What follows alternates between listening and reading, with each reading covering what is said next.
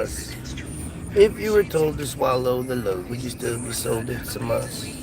Spicy soul. Mold's outdated and old. The new golden age is us. Oh, lordy, lordy, lordy. I watched a video on Judy Wood yesterday. I watched her latest appearance, if you will. And it's interesting. There are parts of it that I don't like. I don't like the platform she was on. I thought that guy did a bad job. Like he did a good job, but then just like he's like stupid. It's like he didn't understand. And I'm starting is everywhere. You know, watching this guy have Dr. Judy Wood on his show and can't get past that she's not trying to tell you, you know, who did this or you know, why they did it or whatever. She's telling you what the evidence shows. And that's what she keeps saying. Look, I'm just trying to tell you what the evidence shows you happened. There's no conjecture here. There's no, you know, and the other thing he doesn't understand or didn't seem to is that she's talking about terms that don't exist. Like one of the things he kept saying is, if they were to use this sort of technology, that there would have had to have been testing of the technology. And they're not going to just use this technology for the first time on live TV in front of the whole world and risk looking stupid. Footage that exists. Can anybody show me the test footage? The James Webb Space Telescope bullshit? You know, there are... I think, and I've said this for a long time, that there is, you know, there are for the place. There's a Middle Eastern set that they use. It's, you know, all those videos you see where you'll see like what's said to be Arabic guys with balaclavas on and the full terrorist getup, where they're shooting in some random direction and then they roll and they jump over a wall or something. Nobody ever says, like, who's fucking filming this? What is this for? What are they shooting at? This looks like some goofy training footage. And if they have a small city built out in the middle of nowhere where they can do all these different... You know what? So me and the family sat around and watched, we watched Venom Last Dance the other day, which, might I add, was literally one of the worst movies I've ever seen in my life. Like, it was so fucking bad. And so, how do you take such a cool character like Venom and make such a joke of a movie? Like, it was just such a strange flick. But the premise is like, you know, they're trying to incorporate this idea that Area 51 is being decommissioned, which they tried to pull that shit off. They tried to say that Area 51 was decommissioned. But, you know, there are Area 51, what they show you is Area 51.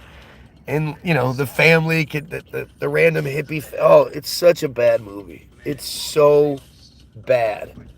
Like, it's just crazy that somebody greenlit... Lots of people greenlit that movie. That there was lots of people involved in the production and everything of that. And nobody was like, this is terrible. We got to change everything about this. This is so stupid. But that's what it was. But to think, like, what they showed you is Area 51 is such a joke. And if you think, like if they can do that, if they can have an Area 51 where You have no idea what's going on. There's a point in the movie where the hippie family sneaks through a fence, a hole cut in a 7-foot fence. They can get all the way up, and they're standing there, hands on the fence, looking into Area 51, like, oh my goodness, look at how crazy this is. And then the kid like finds a little hole in the fence, and they go through and they sneak around, and they end up. I don't know when it was. I know the footage is from the 90s. I don't know when I actually saw the video. But there are multiple videos of people trying to get close to Area 51, and out of nowhere, dudes in a pickup truck surround them and have guns and tell them to get the fuck out of there. And they didn't even mean, like, one video is this guy's on a riding their dirt bikes, and they accidentally come across it. But the video I'm actually talking about is from like the 90s, some sort of expose on it, something.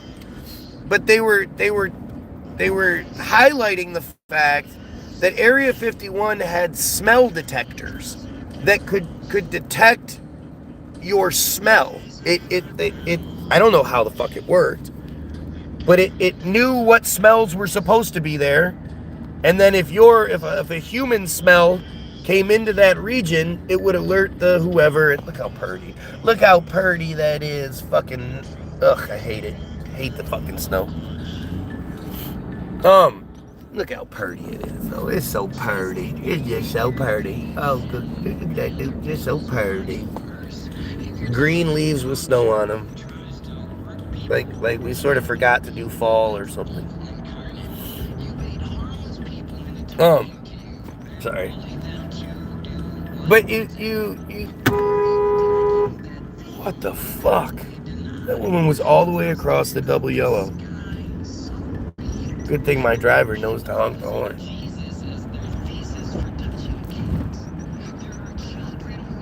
But this tech they had in the 90s could smell you.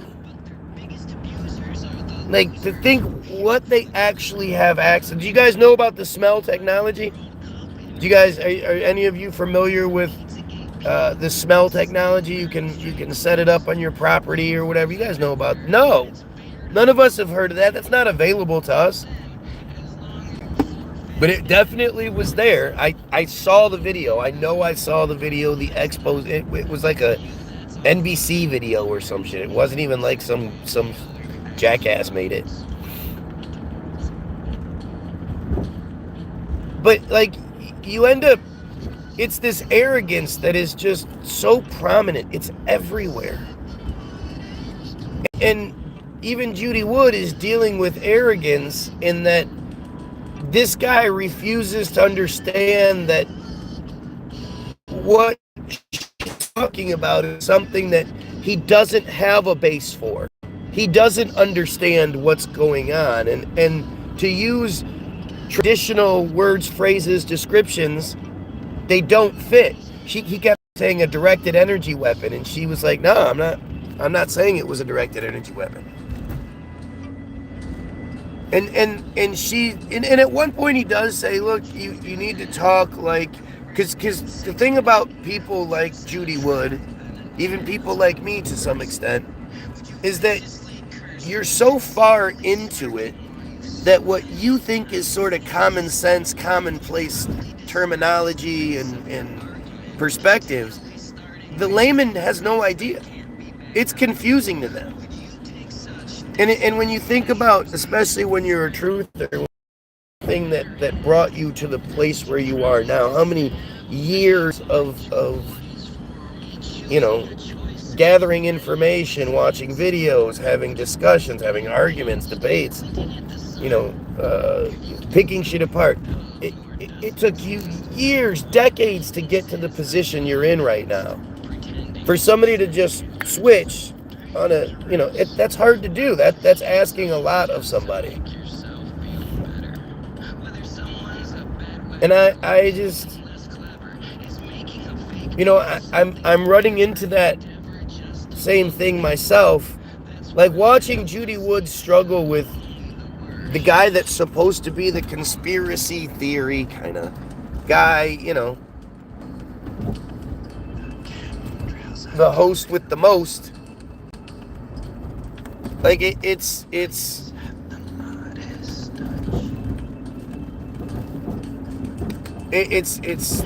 was familiar. That's all I can say. Like it was just, that's what I deal with on a regular basis.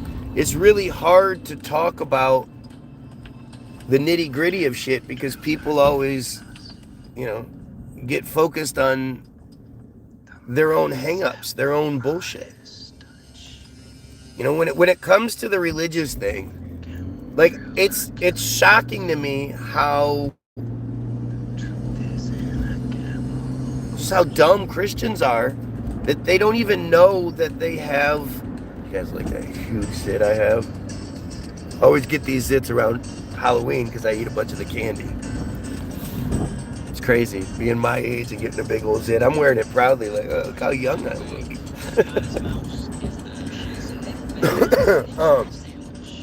But yeah, the religious thing, you know, Christians, oh wow, that was an old school big screen TV was sitting out waiting to get picked up. The thing was huge, and you know it didn't look good.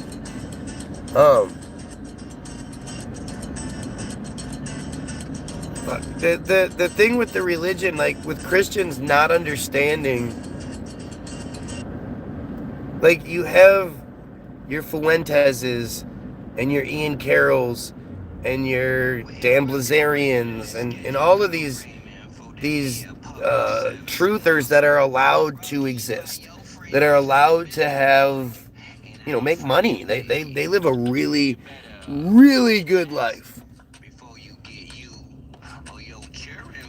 It's weird. You know, Nick Fuentes is well off.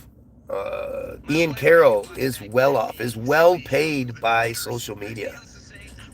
You know, Dan Blazarian makes a shit ton of money off of what he does, and he's allowed to exist, and he's a guest on other people's shows and on these big podcasts, and, you know, and he definitely pushes the, you know, Jays are the bad guys thing. But at the same time, he believes in Jesus. Right? Oh, you're so clever. Look how clever the person that joined 10 months ago and has no subscribers is. Look how clever you are. You know, and at the end of the day, this is the stupidity I deal with. Like, it's so shocking that somebody can, like, want to prove the point, right?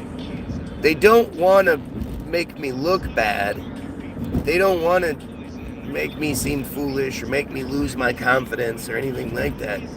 They want to prove my point and say the dumbest things possible.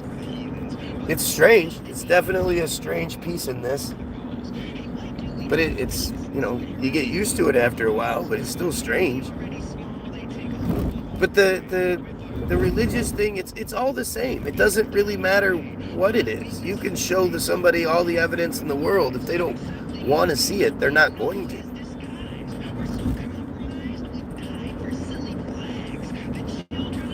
It's really weird.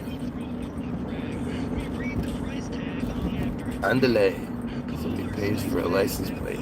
If you pay for a personalized license plate, you are a fucking moron. I just can't even. I don't even know how that happened, how they were able to trick us into giving them more money for personalized license plates. The arrogance it takes to be like, I want a personalized license plate. So stupid. But, you know, like I say, dealing with it's just,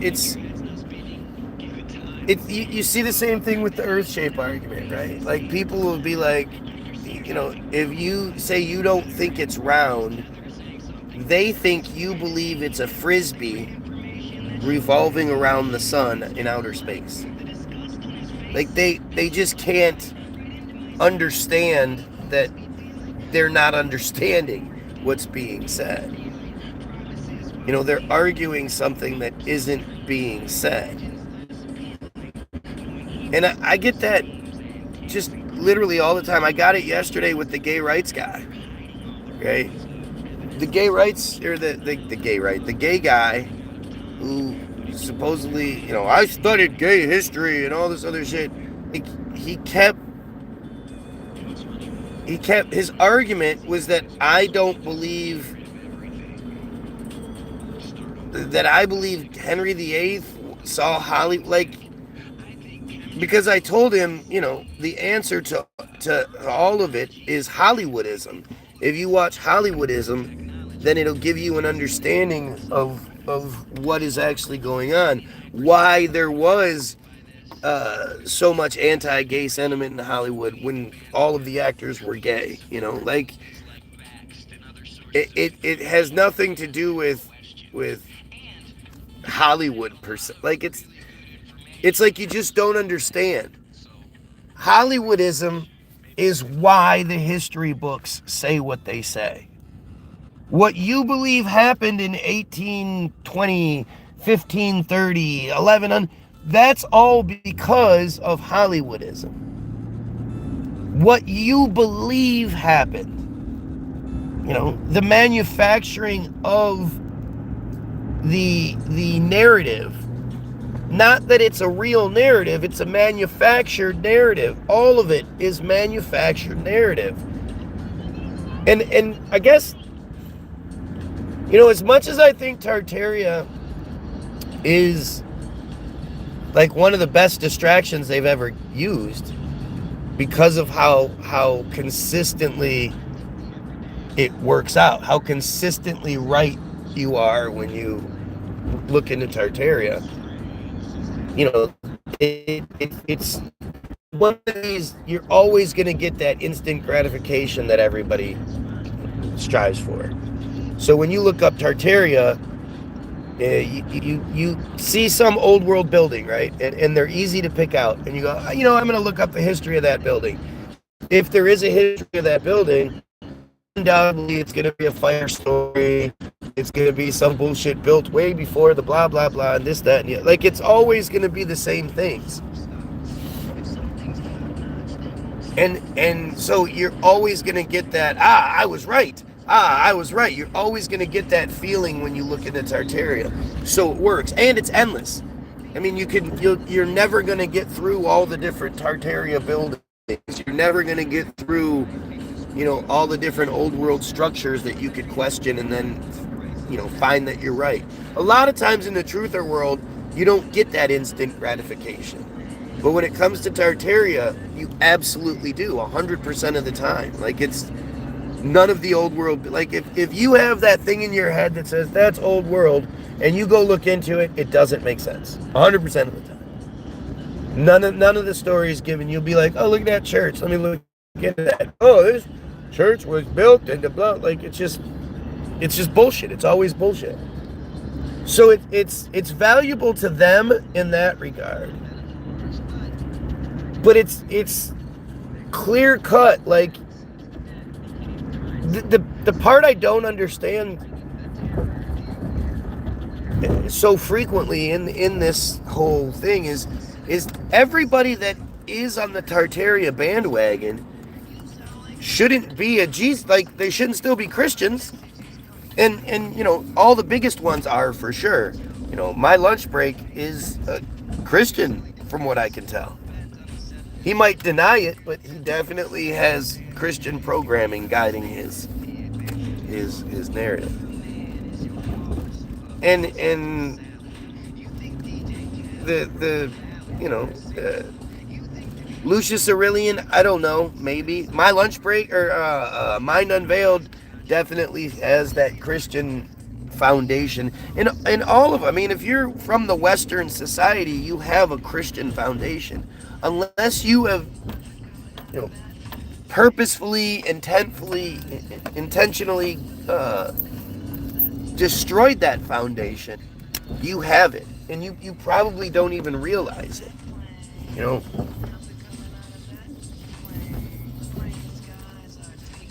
But Tartaria is also the ultimate, like I said, how do you go, well, obviously there was the Tartarian society here that was way more advanced than we are and capable of doing all this. And then not only is that the case, but it was wiped out of the history books, wiped out of the history narrative. Nobody ever heard anything about Tartaria in school. That shit was not a thing. And so there's multiple angles in which to come at it from, but the that whole narrative that they've hidden this huge piece of our history from us, and they have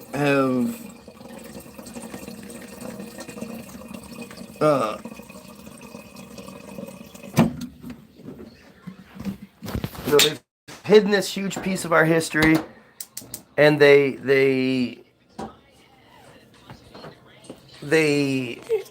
hide so much from us. How, like this, that it should be the catalyst to breaking your buffoonery. You should be able to go, okay, I accept that not only have they lied about our history,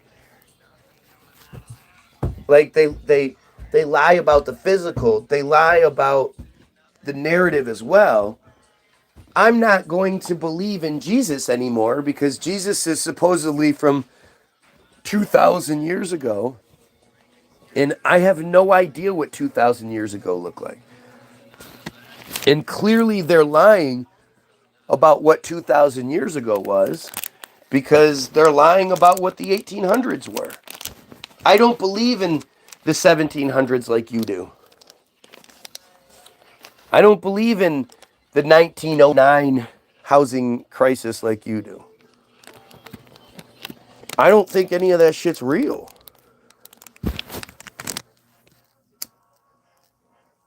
And it's really difficult. Like, it's a really difficult perspective. Daisy can't take the love seat. Can I put it in the free group? Yeah, absolutely.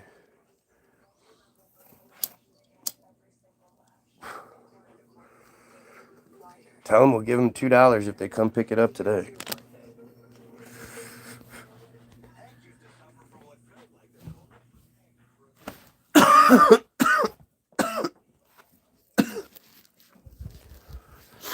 So it creates like this this weird, I don't know, like bubble. Like I don't know what to do. I'm struggling with it so much because how do you get people to understand that it's all a lie? I believe I have a collection of receipts that if you just look into it, like if you look into the description of this video and you look at all the videos and the links and stuff that I have in the description, I don't know how you maintain believing what they want us to believe. From the auto emancipation pamphlet to the Havara agreement, to Team Jorge, Act IL, the Israel Hayom Bottom of Darkness article, which actually like is the base of it all. It's the explanation, right? When the average person looks at what Israel is doing, what the Israelis are doing, the average person doesn't go, yeah, that's what I do. The average person, especially if it was somebody else doing it, like you've been programmed to ignore the Israelis doing horrible shit. But like if black people were doing it, you'd be outraged. And the normal person looks at it and goes, how does the average Israeli citizen support? How does the average friar support literally any, because really when you start breaking it down, it's a supremacy cult. And even even though the low level ones live a better life than we do, comparatively, there's a huge difference between those who actually pull like the Netanyahus and the Ben Gavirs of the world. They don't give nearly as much of a shit about random Shmuel, random Chayoms. You know, they care about that person way more than they care about you or I, but they don't necessarily care about them. But I always hear this, well, you can't blame the whole cult. There are some cult members that oppose Israel. There are. Like, show me. Show me. Because, Israel is not even a real thing. Israel is a construct. It's a place. They tell us Israel exists, and it exists from this invisible line to this invisible line, and we go, okay. But it has nothing to do with Israel itself. Israel doesn't make decisions. Israel isn't a thing. It's the cult that Israel houses that's the issue. And when you say things like, oh, well, it's not all of them, it's the same thing as like with the Christians. Look, it's not all Christians that rape children, no doubt about it. But Christians aren't the loudest voices for, hey, let's stop all the rape of children in the church. And when you bring that up to the average Christian, they'll get mad at you. They don't get mad at their church for continuously condoning and promoting this abusive environment. They get mad at you for pointing it out. And you'll see that like 100% of the time. And to me, the best example I can give is a NAMBLA member. How many of you could find out somebody close to you is a NAMBLA member, and they go, oh, don't worry, cousin, nephew, whatever, best friend. I don't actually partake in any of the, relations between men and boys. However, I support their right to do so. I give their organization a lot of money, and I go to their fundraisers, and yes, they might pick one or two kids out of the fundraiser that they then groom and abuse. Yeah, okay. It's love. It's love anyway. But there are thousands of kids that come through the festival. They have lots of, bounce houses and shit like that. Lots and lots of kids come through and get all sorts of joy from it and don't get any sort of abuse. So I support NAMBLA for all of the good that they do. Do any of you go, yeah, okay, that's a reasonable explanation. I guess I'll support NAMBLA too.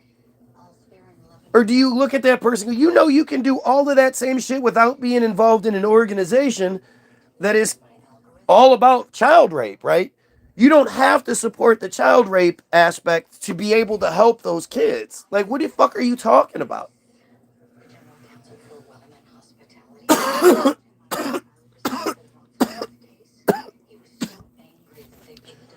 And when we're talking about a cult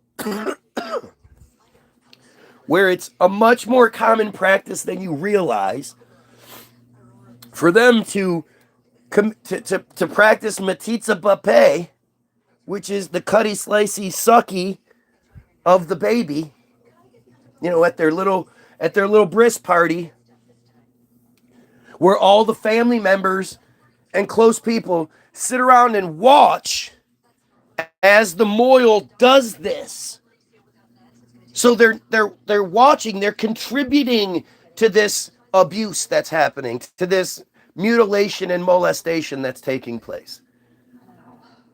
And they will fight you tooth and nail if you say, hey, you should get rid of that. That's disgusting. I don't know. It doesn't actually say anywhere that's a requirement biblically and shit. But even if it did, it doesn't matter. Like for people to put so much stock into the Bible, it's just why? Like if you could say to me, I was, you know, I was thinking about going out with my friends one night and they pulled up to the house and I'm just about to leave and I look at the picture of Jesus that my mom keeps by the door and it starts shining light and the face looks at me and says, "Guy, don't go out with your friends. There's going to be an accident." And I went, "Oh my, okay." And I didn't. And then my friends, I said, "I'm sorry, guys, I got to do something." They were like, "All right." And they pulled out and they got in an accident 2 minutes later. That would be a really hard thing for me to deny. Right? Like if you could provide something like that, that would be, that would be a much better argument than ever comes my way. But the the vast majority of you, all of you, don't have a story like that. You'll have something stupid where like, you know,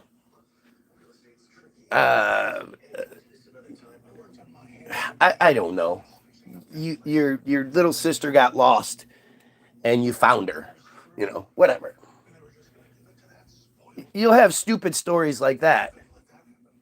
But something I've been bringing up for years now, and I don't think it gets enough attention, is where the fuck is all the stigmata? Now that we have cell phones and people are instantly able to document things that are happening, where are all the stigmata cases that used to be so prominent in the 80s and earlier? I mean, seriously, you can remember, can't you? There was at least a few stigmata cases every year that you would hear about growing up. There were quite a few. You would hear about it a lot. Some random poor person in Guatemala or some shit, Argentina, or, some statue is crying blood, or, But you don't hear about stigmata ever anymore. The other thing I'm surprised that we don't hear about, where the fuck are all the crop circles? What's up with crop circles? Are those even a thing anymore? Do crop circles exist?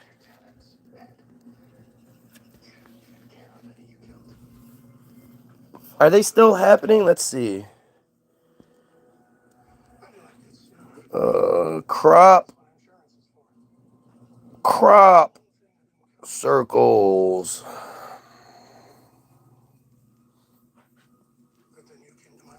News. Let's see what the news has to say. Sort by date. Mysterious crop circles spotted in wheat field 15 hours ago. So I guess this is still happening. This is an old one. I've seen that crop circle before. You've seen that one before, haven't you? That's like one of the oldest ones. Mm-hmm. That's supposed to be a new one? In a perplexing piece of news out of Argentina. Funny, I just mentioned Argentina. Numerous large lines that formed a crop doodle were discovered recently in a wheat field, according to a local news outlet, Ilons. The situation became public after farmer Raul Zammer was notified about the strange drawings on the Avenlanda property that he rents. When he received and watched footage of the lines that he got from the property owner, he was originally suspicious that a motorcyclist had driven around the wheat field. With that being said, his thinking quickly changed when he took a visit to the field, noticing multiple strange details that suggested unusual activity. I am still waiting for somebody to actually do it. somebody to you know, I got you, thank you, pull a group together and successfully create a very, not some silly, look, we used our little boards on a piece of with string and we created a circular shape in the crop. No, I want to see you make one of these, huge crop circles with such intricate detail in mathematics and geometric precision and all that overnight. I want to see somebody do it. And this is just like the earth shape. Like Joe Rogan. If anybody could afford to facilitate an expedition to the South Pole or circumnavigate the South the Antarctica or something like that, it's Joe Rogan. Joe Rogan could afford to do some really incredible things with all the money he has. And putting together a group that could create a super elaborate crop circle overnight. If that could be done, Joe Rogan could do it. And if anything, it would be good for him to put that money out, to spend the money to make that thing happen. Like if Joe Rogan spent the multi-millions of dollars it would take to, buy a vessel, put all of the best equipment in it, put all of the best, not just tech, but, beef it up, safety precautions and whatnot. Make this ship into a floating fortress. $100 million. Joe Rogan could easily spend $100 million and really not think about it. And then if he did, the amount of money that he would make off of that, the amount of residual income that would come through with him showing the videos and, achieving this feat that still nobody's done. Don't you think it's weird that it's 2025 and nobody's circumnavigated the Antarctica? Doesn't that not make sense by today's standards? If it was something that could be done, shouldn't it have been done a bunch of times?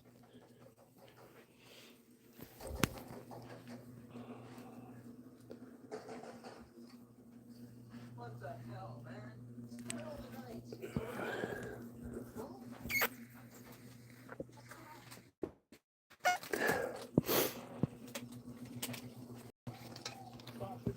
Just think about what we're being presented and whether it makes sense. Like the amount of any money Joe Rogan would spend on definitively proving any of these things one way or another, he would recoup it multiple times over. The thing about Joe Rogan's position is he's so rich and powerful and famous that anything he does will just continue to get viewed and sought after. So it would just be a smart investment for him. And then, knowing that he's an egomaniac, he has to be to be in the position he's in. He has to have an extremely strong ego. To know that you would be the guy that would forever be known as the first person to circumnavigate the Antarctica, as the guy who finally fucking definitively proved the Earth is round and killed all that flat Earth nonsense.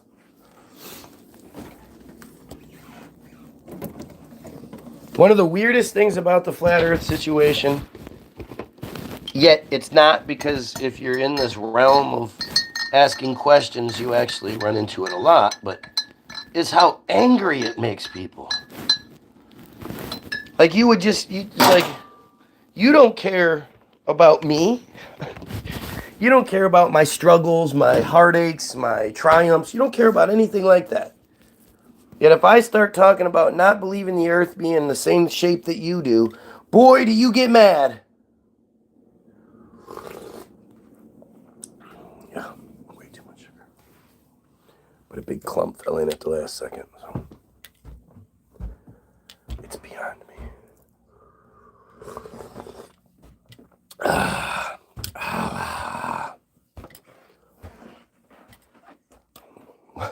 What am I lying about now?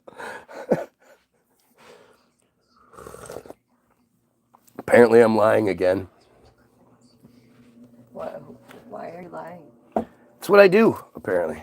Fucking liar. Because, you know, all this shit isn't fantastic enough. Truthishly. Okay. What? Because you do better with brightly colored lighters, I've noticed. What are you talking about? I'm just going to put it back down. Notice how what are you talking about?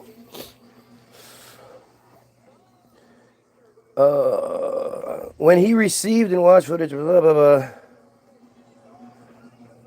Watch footage of the lines that he got on his property. He was really suspicious. Motorcycle, with that being said, business just an unusual activity. Zammer pointed out that the impacted wheat was completely shelled in a fashion that doesn't happen if it's pressed down by someone or something. The farmer also said that the doodle's size and nature makes his motorcyclist theory hard to believe. So, I mean, just something like that, right? For you to be a skeptic, for you have to be arrogant as fuck. First of all, 99.99% of you aren't wheat farmers. So you have no idea what the fuck wheat farming norms are. You're not aviation experts. You're not scientists. You're not art majors. You're just regular fucking people who are going to say that this guy is lying. This guy's just lying. Then how the fuck was this thing built? Who the fuck made it? Even if somebody had a week, even if somebody had a month, they couldn't do the same thing. The fact that the wheat is shelled in a way that doesn't happen by getting... What the fuck did I just see? The hawk came down and landed right in Joy's front yard. It was going after something. I don't know.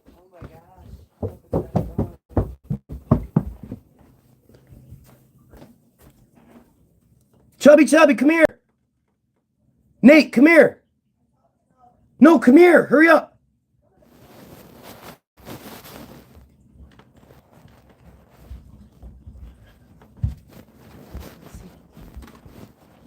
Look how big it is. It's a hawk. Holy fuck. Okay, move, Gabby. That's the thing I saw in the freaking road the other day. Quiet, Maybe. Yeah, quiet, probably. quiet. Move. I got my phone on. Real quiet. Move. Shut up.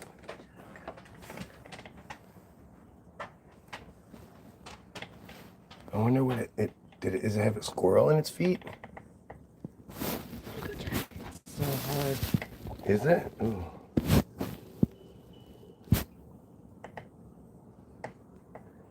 Oh, here it goes. Whoa, yeah, it did have a squirrel. It just caught and killed a squirrel. What? It's Holy gonna come back shit. and get it. Yeah, it has to. Oh my God. That's so cool. It is. I saw it fly down. I didn't see it get it, but holy shit. Let's leave it alone so it can... Oh, that was awesome. Do you know how hard it is to catch a squirrel?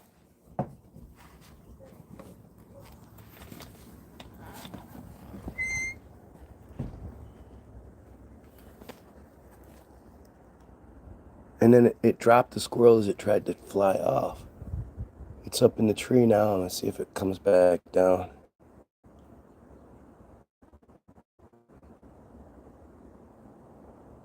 Go get your food, dude.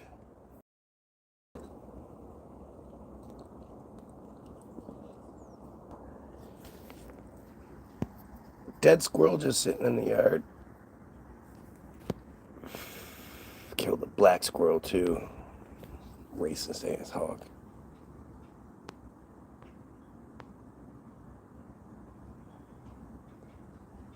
I saw it out the side of the window. I saw it come down with its wings all up and its feet out. So I assumed it was catching something. And then it just sat there probably waiting for it to die. You know, it like breaks its neck immediately. The impact. But it didn't even look like it hit it that hard. You know, its big, powerful claws could just crush it. Oh, sweet.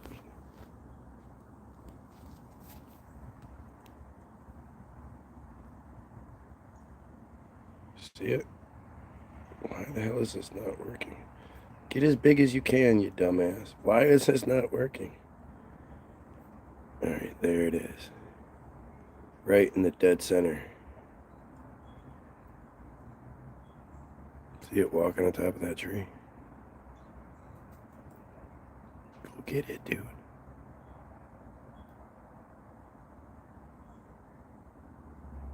Seems like it wouldn't want someone else to be able to come get its kill.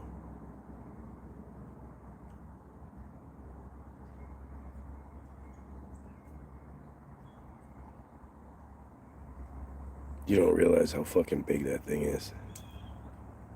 That thing standing up probably comes like almost up to my waist.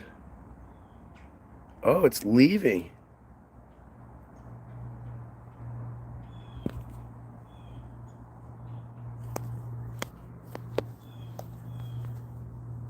Wow. So it just killed the squirrel for the fuck of it, huh?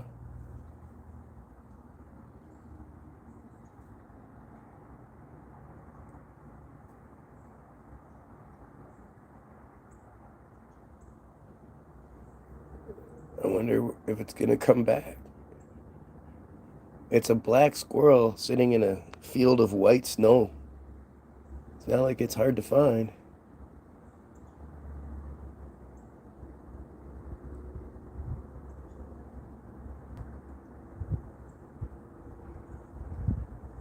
It flew off that further branch. I don't know if it's gonna come back. I can't stand it anymore. It's cold as fuck. Wow, that was fucking cool. You better call them and let them know there's a dead squirrel in their yard because it flew off. It just killed the squirrel for the fuck of it. You ever find dead animals in your yard? Now you know why. You just didn't see it. That's fucking crazy. All right.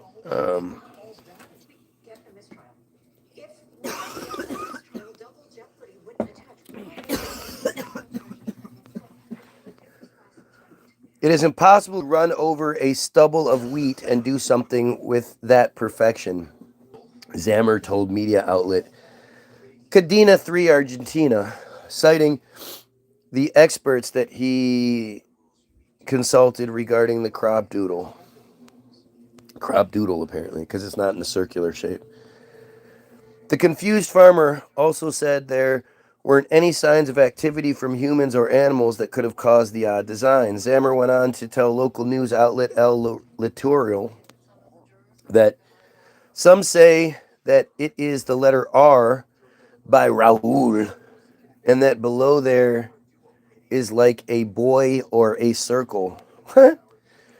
Others talk about rare phenomenon or waves. I honestly don't know what to think. I just know that it's something very precise and possible to do with a motorcycle or a dragged iron.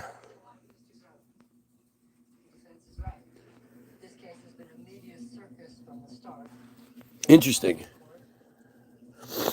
Interesting.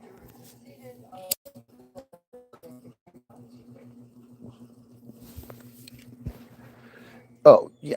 Because humans made that, right? I don't see anything. Oh. Sorry, it was all popping up when you were showing me. Well, I mean, how would I know what to do or look at without all of these fucking ads constantly? Humans did that. That's beautiful. And another ad pops up. How did humans do that?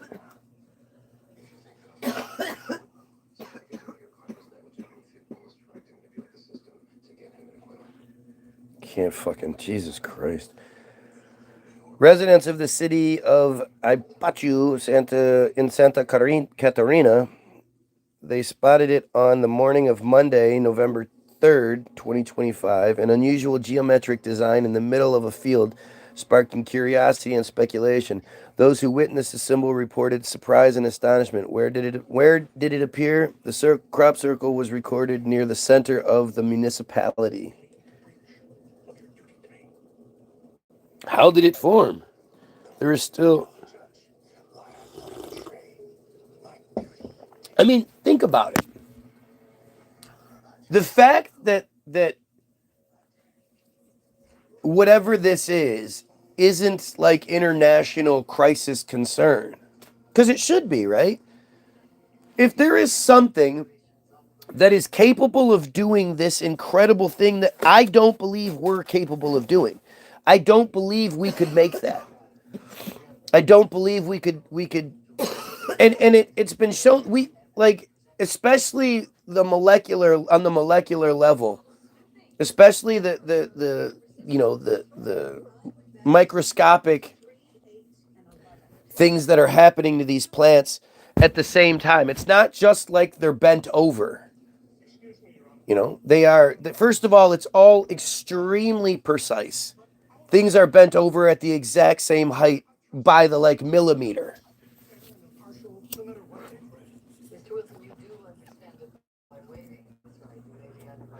Secondly, a lot of times the whatever's been crushed is or bent is, it's popped or it's cooked or it's whatever it is.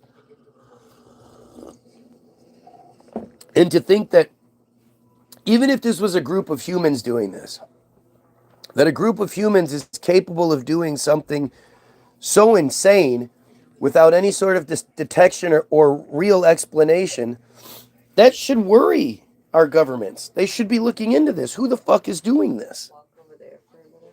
It's nothing sensitive. There is still no official explanation about the circular design. Why is this causing such a stir? The case reignites the debate about possible symbolic signs. Aliens, in addition to attracting ufologists and tourists interested in the mystery. The municipality of Ipachu, I don't know, confirmed the appearance of the crop circle, a term used to describe circles and geometric symbols that mysteriously appear in crop circles. Look at these fucking ads. Look at this page. Look at all this shit that just keeps popping up.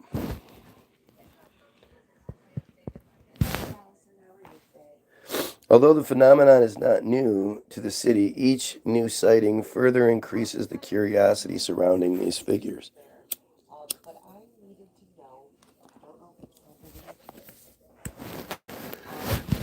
Crop circle phenomenon reappear in SC. The emergence of the mysterious crop circles. This is not an isolated incident. Since 2008, the city of Santa Catarina registers similar events always between the months of October and November.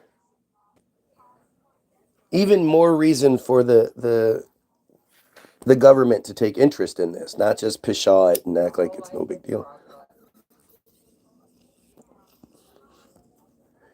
I'm sorry, sweetheart. My glasses are a little foggy up today. I pressed the wrong button on the telephone. I need one of those jitterbug phones with the big buttons on them. Okay, thank you. Do we got to get you a jitterbug? What? Do we got to get you a jitterbug? With the big phone buttons. No, I couldn't remember if it was one or two. I took a chance. Mm-hmm. I picked the wrong Take a chance, take a chance, take a chance on me. Take a chance, take a chance, take a chance on me. They do the hours and all that shit before they give you your options. So now I won't ever forget. It's 2. You'll forget.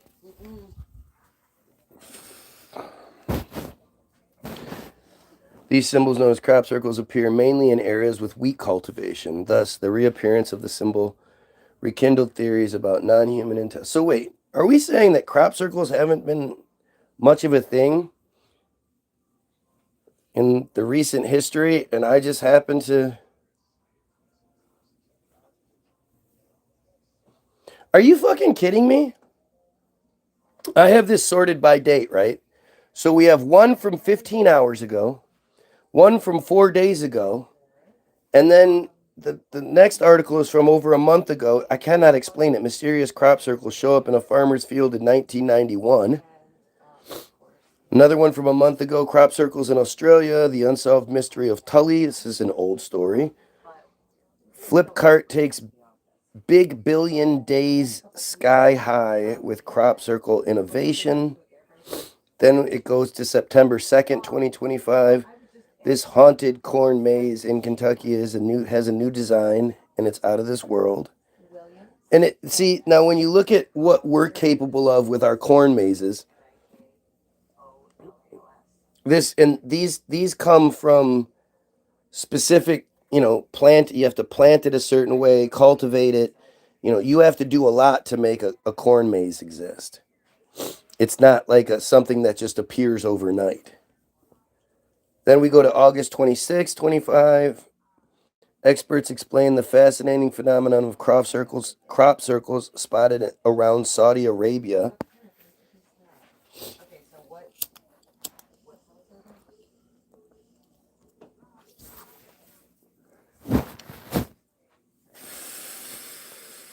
Yeah, and these aren't the same thing. These are just several pilots flying over northern Saudi Arabia recently reported spotting fascinating circular formations across land, sparking curiosity on what it could be. Many initially likened them to crop circles, a phenomenon often wrapped in mystery, but the explanation turned out to be just as fascinating. Thanks to its rich water sources. Okay, so this is just this. Like I say, this isn't even. This is just circles. This is just farming circles. That's all, because they have the sprinklers that in a circle, so it's going to grow in a circle. That's not a crop circle. If you see crop circles, here's what it actually means. Spoiler: it's not aliens. Says Family Handyman, August 23rd, 2025. Who the fuck is this? And see, now look at this is not the same thing. This is very, very basic, not nearly as precise as normal crop circles are. And we still don't know what is happening with the wheat. But what's this guy say?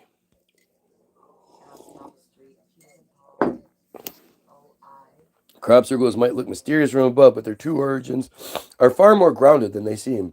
You're flying over here. What are crop circles? Sections of agricultural fields flattened to cut or form. Okay.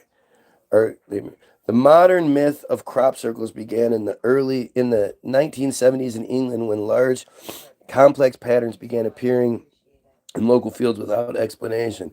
Crops in specific areas were mysteriously flattened, while the surrounding plants remained untouched, sparking theories of UFO landings. Combined with rising public interest in aliens in outer space, these unnatural impressions received prominent global media attention despite primarily occurring in England. The phenomenon grew through the 80s and peaked in the early 90s when two Englishmen claimed responsibility for the country's crop circles and explained their methods. Though their confession dispelled much of the mystery, the fascination still remains today. No, it doesn't. Their explanation didn't make any sense.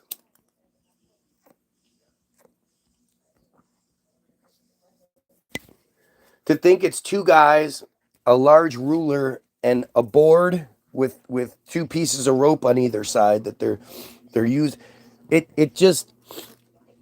It's like when they told you that the Norway spiral was just a failed missile. You know, if your explanation is real, then you should be able to show me an example of it. And when these guys did one of their crop circles, like when we did it, and then they were tasked in doing one, they couldn't come up with anything even close to what we see. the geometric, the precision in these crop circles, the size of some of them, and they're appearing overnight. It's just not possible. And the uniformity and the precision and the lack of any sort of evidence of human interaction. If your wife happens to watch dumbass shows like Bull and all that shit all the time, you know that we can't do anything without leaving some sort of fucking evidence behind. And yet we're supposed to believe that two guys are just riding around the countryside in the middle of the night, randomly selecting fields and then using rudimentary, crude-ass tools to create, insanity. It's insane.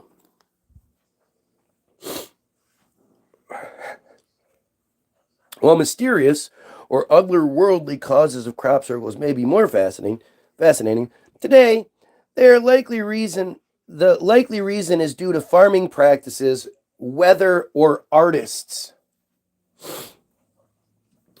When cutting grass or cornfields for silage, a fermented high moisture animal feed, farmers cut sections of crops that are wetter than others and leave the rest, resulting in a geometric pattern in the field. Are you fucking serious? It's just like what you see on my feed, right? Instead of actually engaging in anything that I'm saying and trying to debunk it, you just see like it's desperate stupidity. They're about to provide you with it's just these things with zero evidence, zero proof, and really zero common sense to back it up. You're just supposed to have faith that, what is this, the random farmer Billy Bob page is telling the truth. When cutting for silage, the moisture level is key, Becker says. Certain areas are drying faster than others, so farmers will cut some parts, but not other parts. From above, the cut squares in the field might not make sense to those unaware of this cutting. Oh, that's what it is. Basically, it's because we're stupid.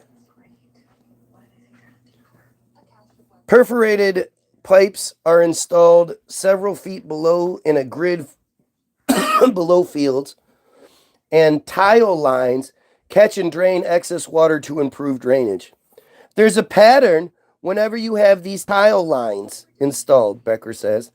And if it is a very wet year, you'll get a better crop growth over the tile lines, which can produce an unnatural looking crop pattern. It would produce the same pattern over and over again, and nobody would be like, where did that come from?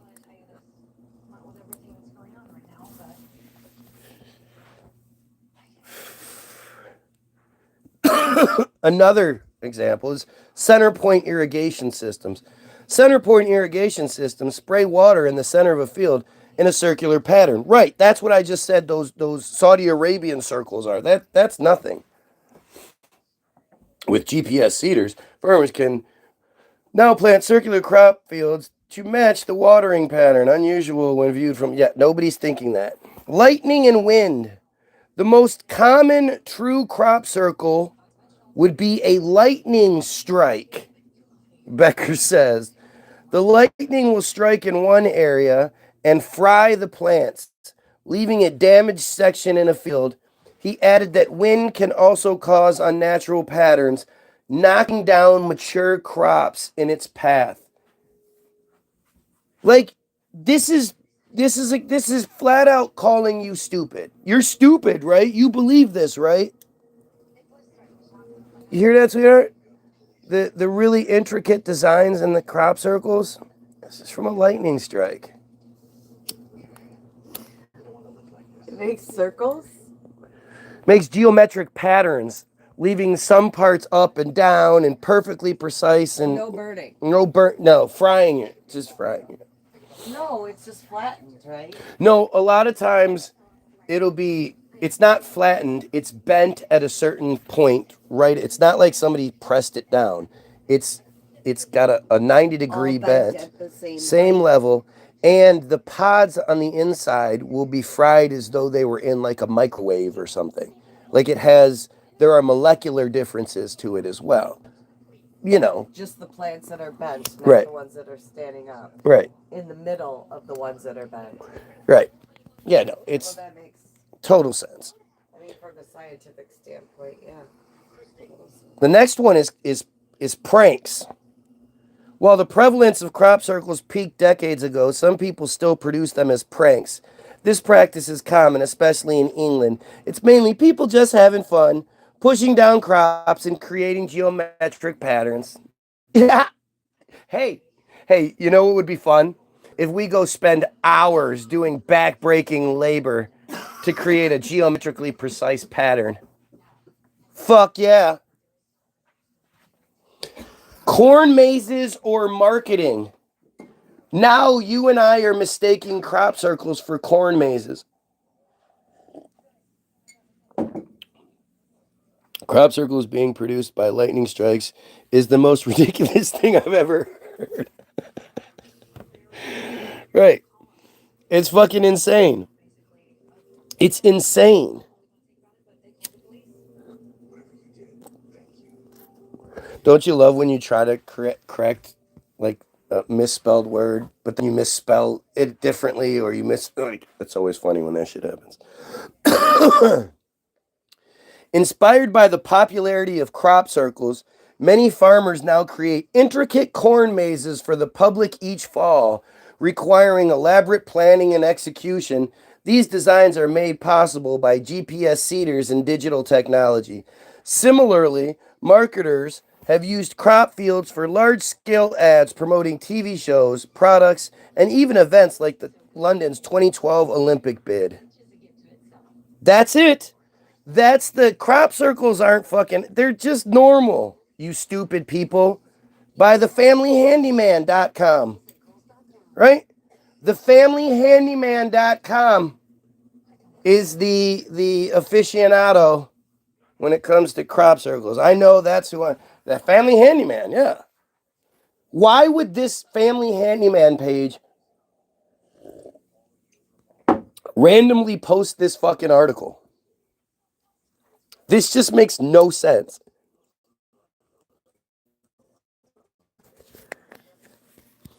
Rough, what was this? August 23rd by Lori M. Nichols.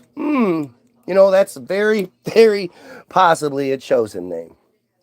Laurie. Family Man's editorial process. Published August 23rd. So what's today? November, what? 5th? 6th? November 10th. So August, September, October.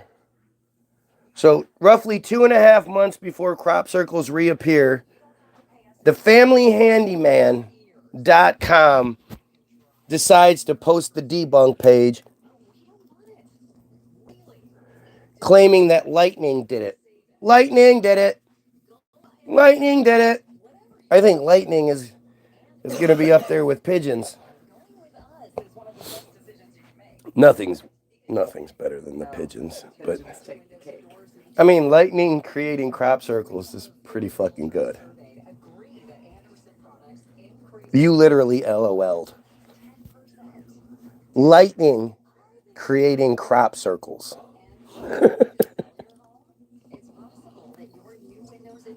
It's just lightning and wind. The wind just blew it over in a perfectly precise geometric pattern. Then we go to August 2025. New York man baffled after perfect circle appears suddenly in backyard. Oh, well. Yeah, that's similar. Perfect circle appeared in this New York man's backyard.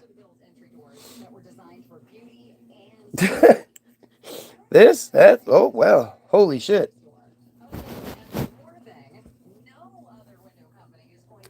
So then we have July 20th, 2025. Crop circles, fact or fiction? Yeah, look at the picture that they use. That definitely looks like a lightning strike. Doesn't that look like lightning struck that bottom picture?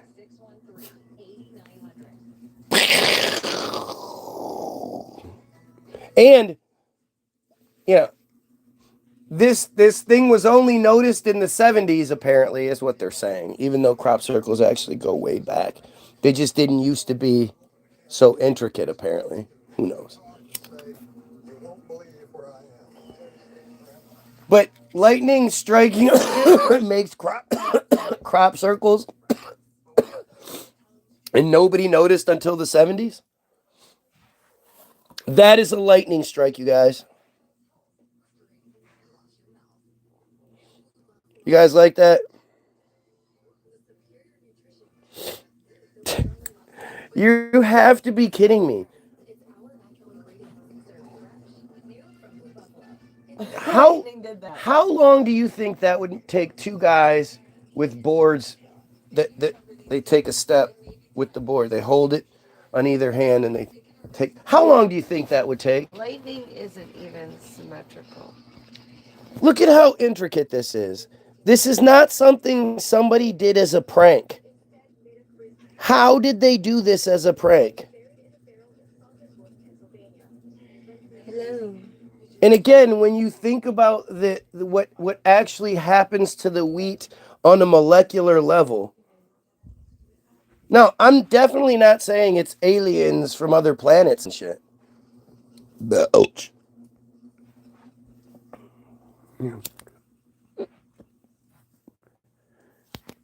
More than likely, it's something that we do. Or it's something that the watchers do, those on the outside. But let's see what PortugalNews.com has to say. Crop circles, fact or fiction? Are you a believer in extraterrestrials being responsible? Isn't it funny how they do that?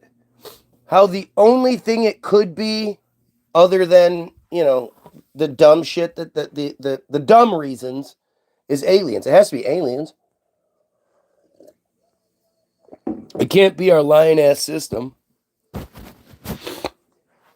Despite evidence to the contrary, some people remain convinced that crop circles were made by extraterrestrials brought by UFOs. Despite evidence to the contrary, what evidence are they talking about?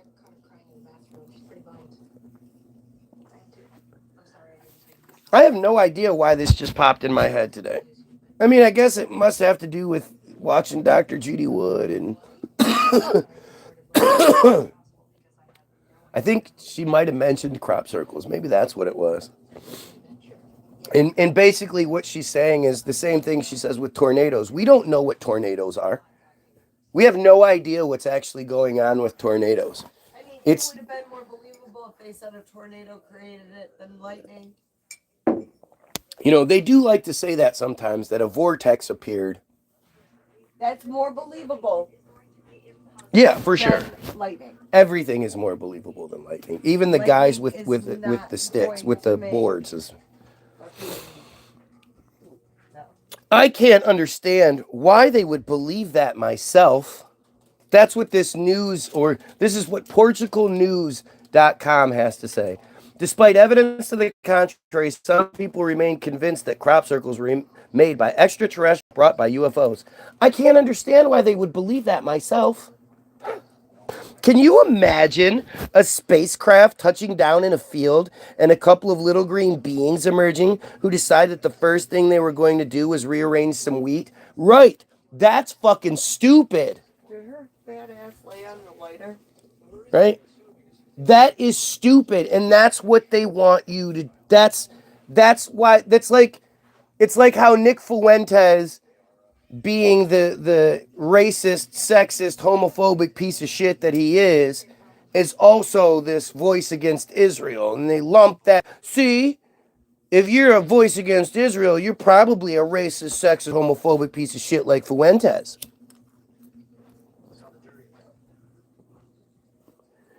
You know, they give you the answer before you ask the question. Before you can even say, whoa, you know, who made that? Oh, it's made by aliens. Little green men landing their spaceship and rearranging some wheat. Yeah, that would be fucking silly.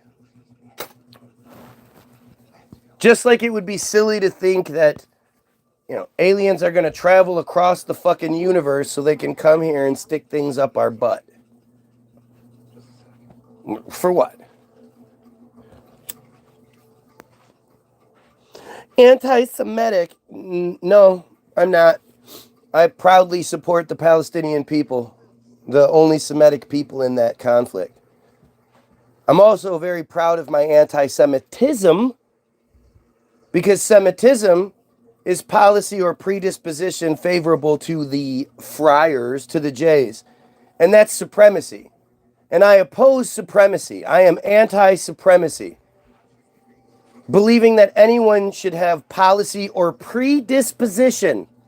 That's such a big word that is like overlooked, right? Policy is like, oh, you mean the rules and regulations? Yeah, but predisposition is if your mom's side of the family all has cancer, then you're predisposed to having cancer. You have a predisposition to cancer. It's genetic programming. And they're saying that rules and regulations and genetic programming is favorable to them. And I oppose that. I think we're all here equally. No one's better than anyone else, and no one is superior or chosen or anything like that. I also don't believe that we should accommodate a disgusting pedophile cult. So, you know, you want to get into using words incorrectly, it's going to backfire on you.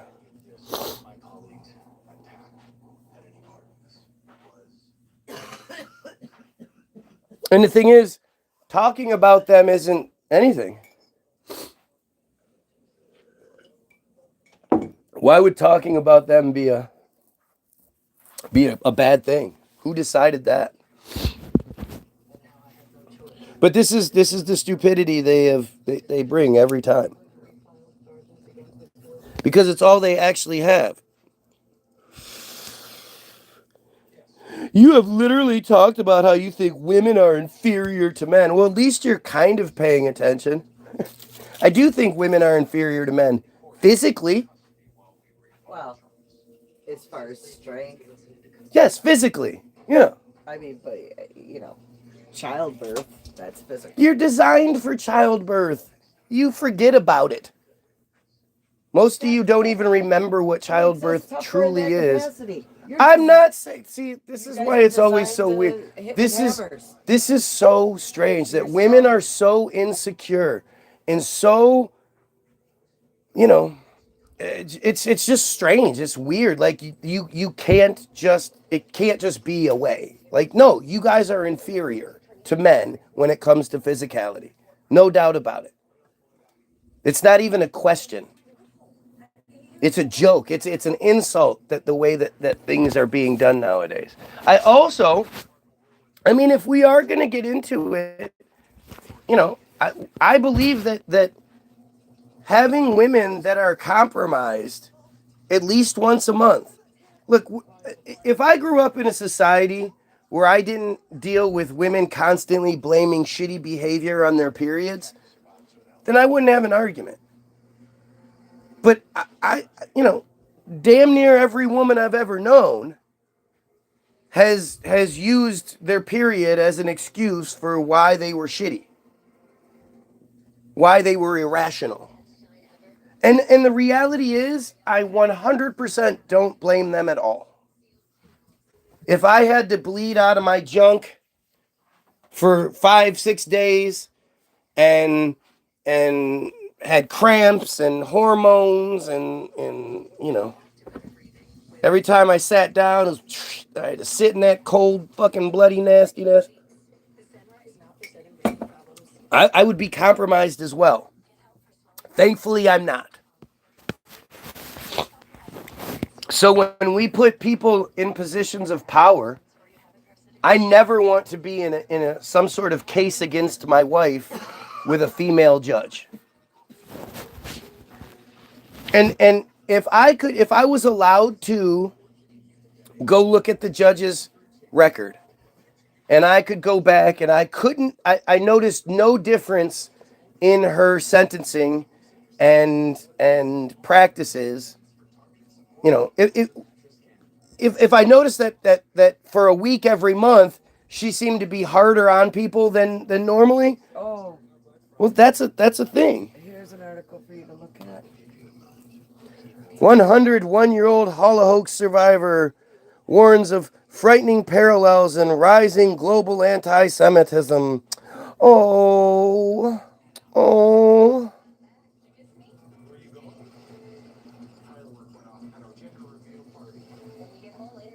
Can't. You can't read the article? No. Why? You need the app. For Fox News, never need the app. Somebody said, if you keep getting kicked out of bars, is it the bar's fault or your fault?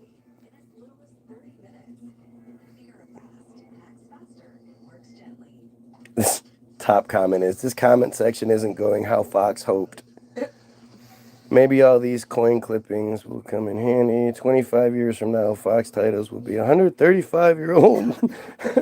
Survivor says, interesting what happened in Russia between 1917 and 1923 when the Bolshevik Jews slaughtered all the Christians. They like to leave that one out. Trivia time. What came after the Weimar Republic? I'm a big history buff, and I am watching history repeat itself. Are you?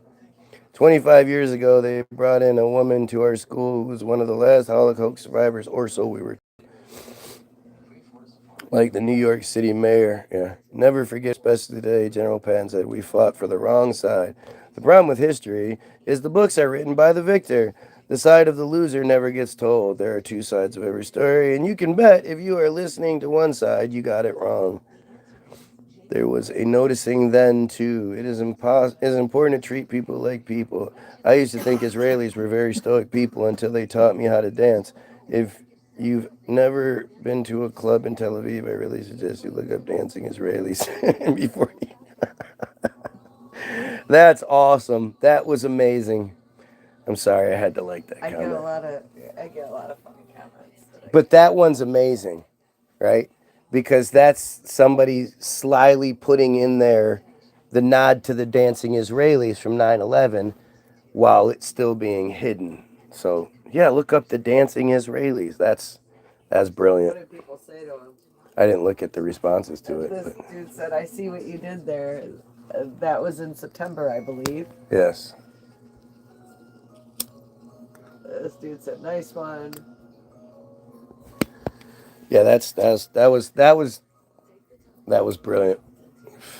Memories are short-lived. Never forget. Never again. Have to be more than just a slogan. Crop circles are really no mystery.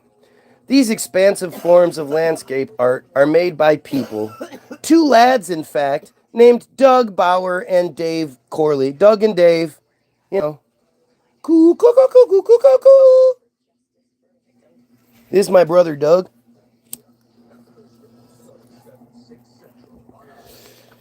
So, two guys are responsible for all of the crop circles. Israel deserves all the land. They are God's chosen people. Right.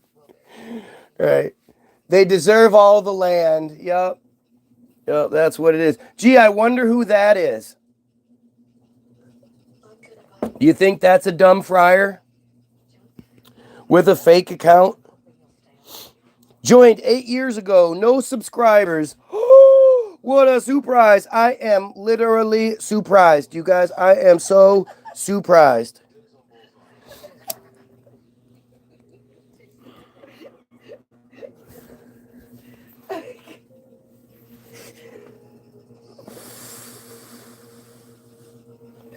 Oh, so terrible.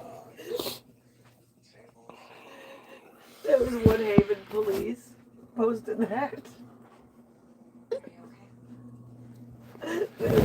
Yeah, well, when their cops are the ones are in the accidents. We'll see if they're still posting. Were responsible for most, if not all, of the crop circles that appeared in the fields of Wiltshire, Oxford, Somerset, and Gloucestershire in the UK. That's just so insane. So these guys just, what? They didn't have work? They didn't have to go to work, so they could just stay up all night making crop circles? Believe that. One of y'all said this shit weeks ago, and it will never leave me. The moon is flat.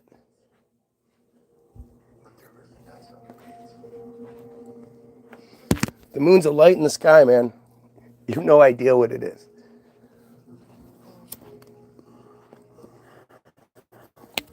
We've definitely never been there.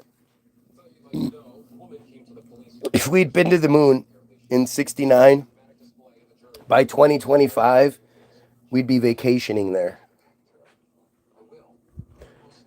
Who would have thought that two people could create such a widespread phenomenon with nobody noticing? Yeah, that's almost unbelievable, isn't it?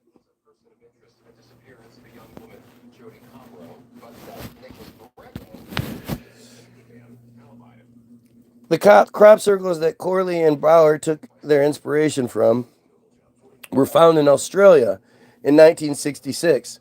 Though they weren't actually crops, they were patches of flattened, floating reeds in a lagoon in far north Queensland. The farmer who found them claimed to have seen a flying saucer whizzing away, but locals said such circles were common during the wet season. According to the Cairns report, the most likely explanations were downdrafts of wind or small vortices known as willy willies, dust devils, similar to mini tornadoes. Other theories have speculated the circles were due to unusual animal behavior. And this animals are walking around in geometric precise patterns, not leaving any droppings or anything. In 2022, crop circles in Tasmania and opium fields turned out to be the result of disorientated Bennett's wobblies wandering in circles after eating poppies. Disorientated Bennett's wallabies wandering in circles after eating poppies. Crop circles were from wallabies eating opium and then wandering around in circles because they were so fucked up. Come on! Did they walk between the strands and bend each one? Was that their OCD high? These two were pals who lived near. Are we? Do they have a crimper? We're just going back. Them in half for them? Oh, here. So the lead into the next section is right there above this ad, and then it starts. Like, you're not gonna. Okay. Back to those two guys. These two were pals who lived near Winchester, England in 1978. The two were sitting in a pub, quote, planning what they could do for a laugh. Corley told Time magazine in 1991, inspired by early reports of UFO landings, which gathered steam after a retired Air Force officer gave an interview about the Roswell incident. If he was walking around, they would be flat to the ground. If he was, that's a wallaby. If he got all high on poppies and was walking around and made them, they would be stomped to the ground. Walking in circles. Right. Oh. So, fuck off.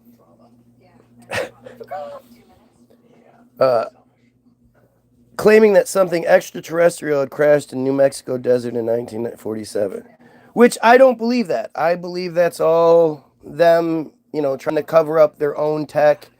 And what a brilliant thing.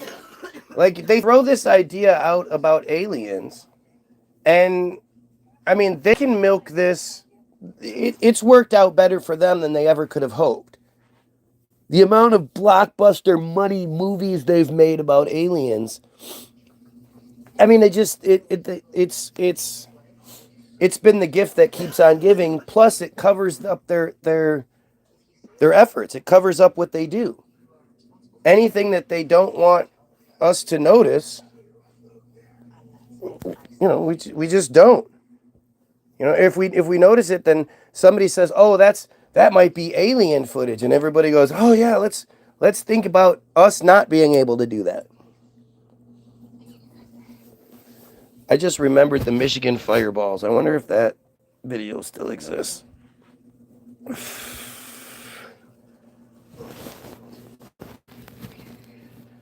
Fireballs. Raining. Michigan.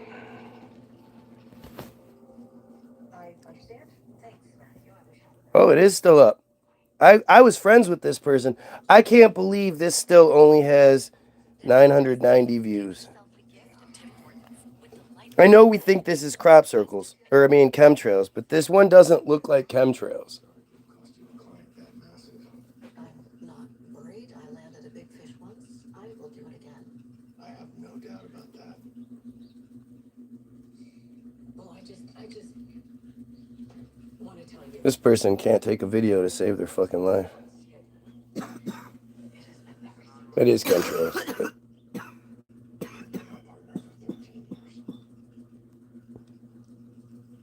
what a crazy time this was. This was 11 years ago, so this was what? 14? I'm telling you, 14, 15, and 16 are fucking nuts. Candace exposes Gaza's billionaire land grab. Trump throws Gatsby party as SNAP funds expire. You guys hear about that shit? Leah Bia! Do you guys hear about Trump's big, elaborate, fucking huge party that the taxpayers paid for the day that the SNAP benefits got cut? Do you guys understand, like there's no way that they do this 100 years ago and to the people.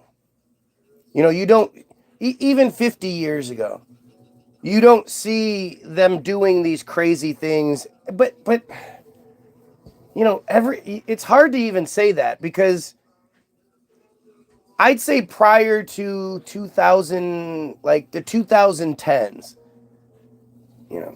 when cell phone cameras actually started to become good, and people were getting on social media networks, Facebooks and whatnot, when we really started connecting with everyone else and sharing what we were seeing.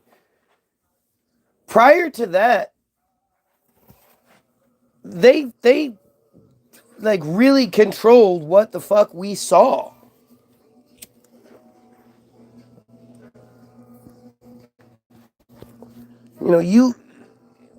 It's funny, I say this to people all the time, and it's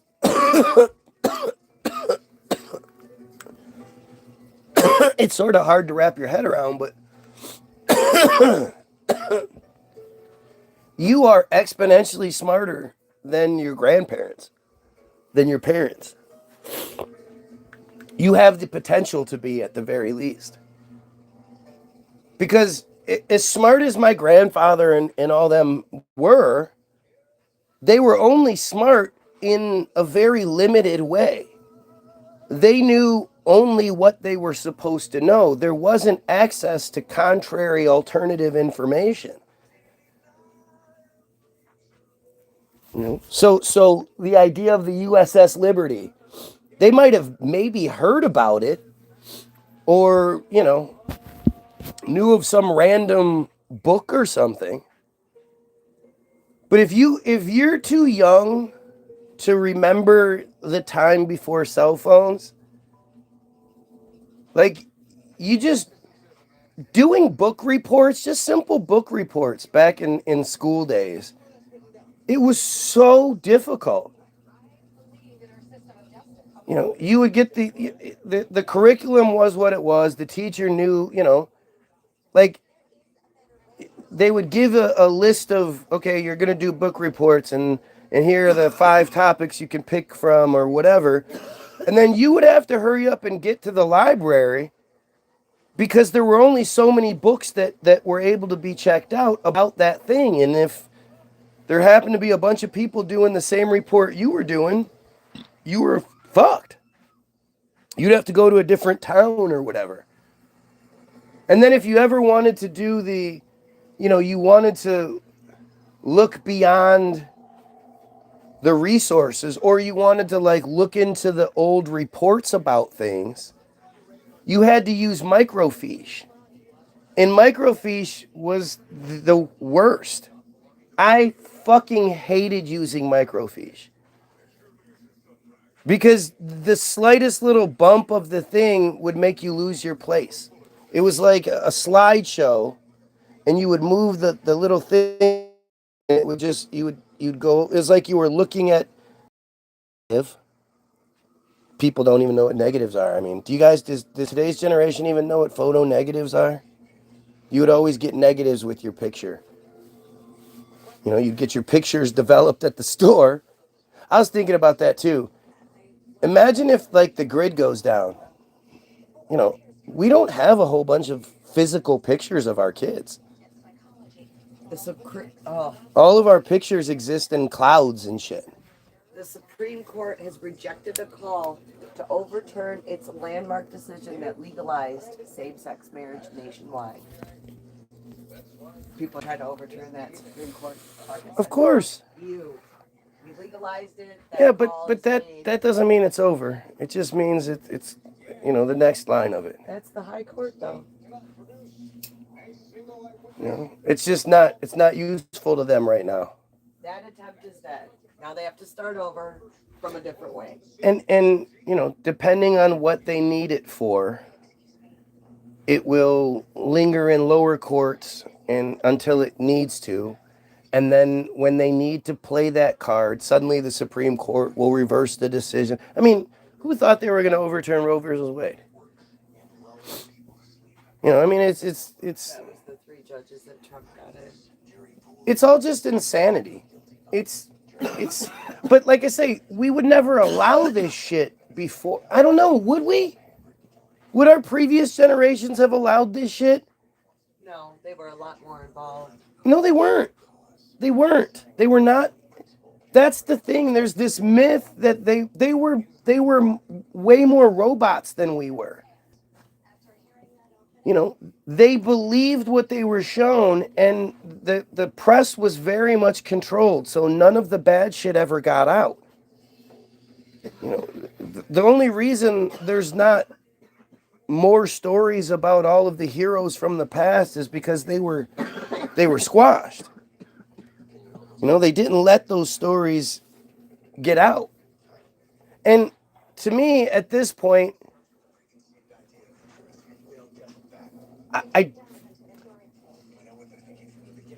I just don't believe that we're told the truth about the narrative.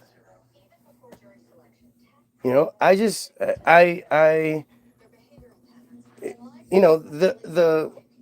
latest thing I can think of is the Pentagon. I mean, we're talking about the 40s. My grandparents were alive. My grandmother was born in 29. My grandfather was born sometime earlier. I think 28. Was it 18 or was it 20? I'm not sure. I don't remember when he was born. Yeah, it was 26. So, but they're not alive now. I can't ask them about it. About what part? The Pentagon. Oh. The Pentagon is. Well, Omi wasn't here when that was built. Right, exactly. And neither was Opa. So. Right, but Grandma was, but Yeah, Grandma's not gonna know. Yeah, I was. Yeah, I would have known.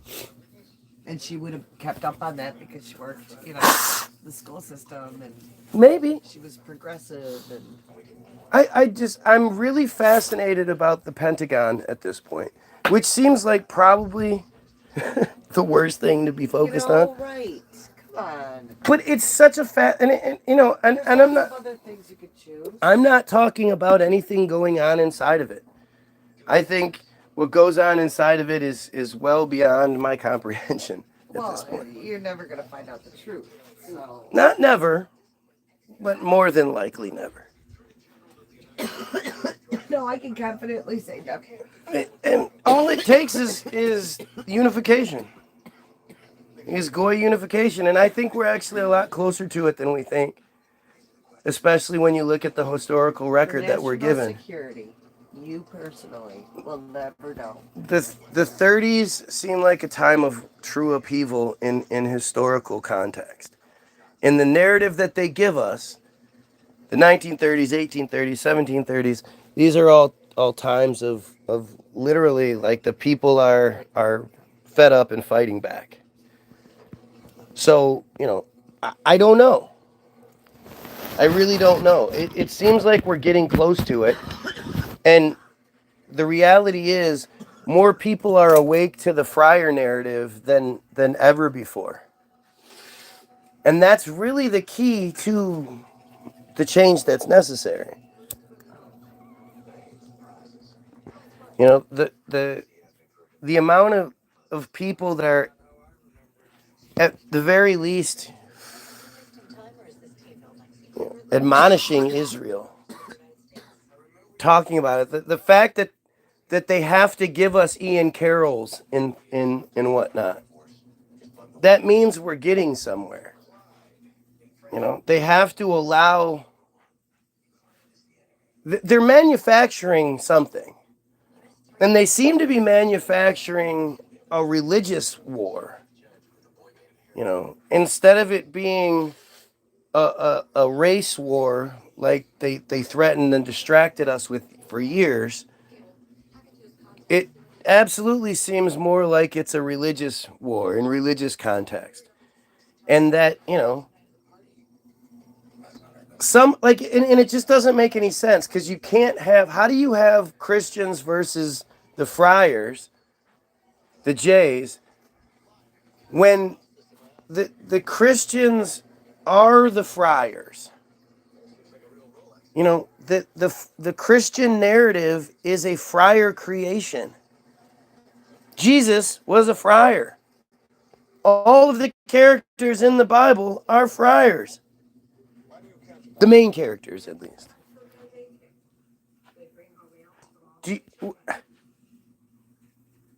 I mean, it's not like anybody, and I've been saying this for a long time, it's not like anybody comes at me and goes, no, you're wrong.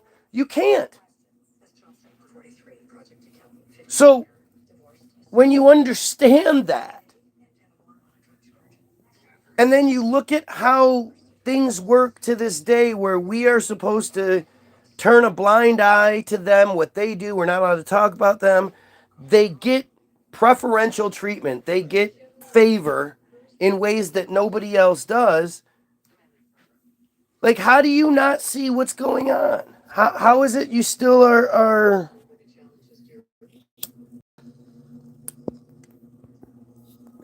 you're still like oblivious to the truth? This is what makes the fight so difficult. It's almost your ignorance, right? You're so ignorant about your own thing that you refuse to see it for what it is. And it's just fucking crazy. I think it's falling apart. I think there are way more, especially of the younger generation, way more kids. But, my kids openly being atheist, for lack of a better term, made them the pariahs in their school so far. They're surrounded by a bunch of kids who believe in Jesus, and who, for the strangest reasons, it's like if you don't believe what they believe, instead of being open arms and welcoming and trying to convince you that theirs is the right way, they attack you. They justify your trepidation by attacking you the way they do. It's really interesting, Like, if somebody asked me why I don't believe in Jesus, if I just started attacking them, like, that would be so strange. It wouldn't work. If you ask me why I don't believe in this shit, I'm going to give you a bunch of reasons. Hopefully, we can have a dialogue about it.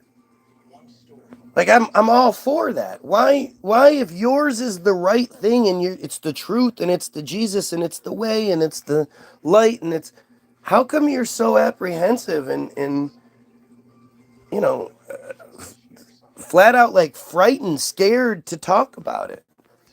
And I know that answer. I know it's because you're too smart for it. That's the craziest part. You're too smart to continue to believe what you do. Yeah, well, you snooze, you snoshed, you lost. You're too smart to believe it. You can't still believe that shit. It's 2025. The more you know about the Bible, the more it's not going to make sense. So as long as you say, I believe it, but you don't know anything about it, well, I guess you're kind of safe, huh? You can't believe in the Bible in 2025. And you can't believe in the Bible and believe in 2025. Like you have to say, well, I don't believe in, like it's the main reason why I stayed away from the earth shape argument for as long as I did. And it's one of these things where you would assume that Christianity would jump on the bandwagon, right? Because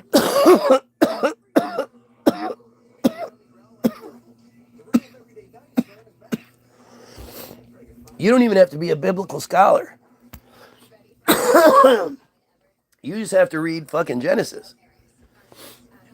And the very first thing God does after it turns on the light, because it turns on the light, it says, let there be light, and then there's light. It doesn't make the sun and the moon until the fourth day. So I don't know how you have days and nights to begin with without a sun and a moon, other than it's just in some dude's basement. But the very first thing God does after it turns on the light is it makes the indestructible dome where the stars live and all that shit, separating the waters of heaven from the earth down below. That's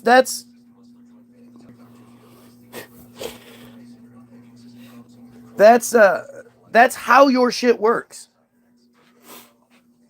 So for you to then believe in space, in Saturn, did you know that there's a pentagon on Saturn? And can you believe it's a pentagon? Or a hex. I don't remember which gon it is, but it's a blue. It's made of blue stuff. And the Jews, they worship Saturn and the Pentagon, and that's what Saturday is. It's Saturn Day, and for you to believe in, and we got the Hubble, we've got the James Webb.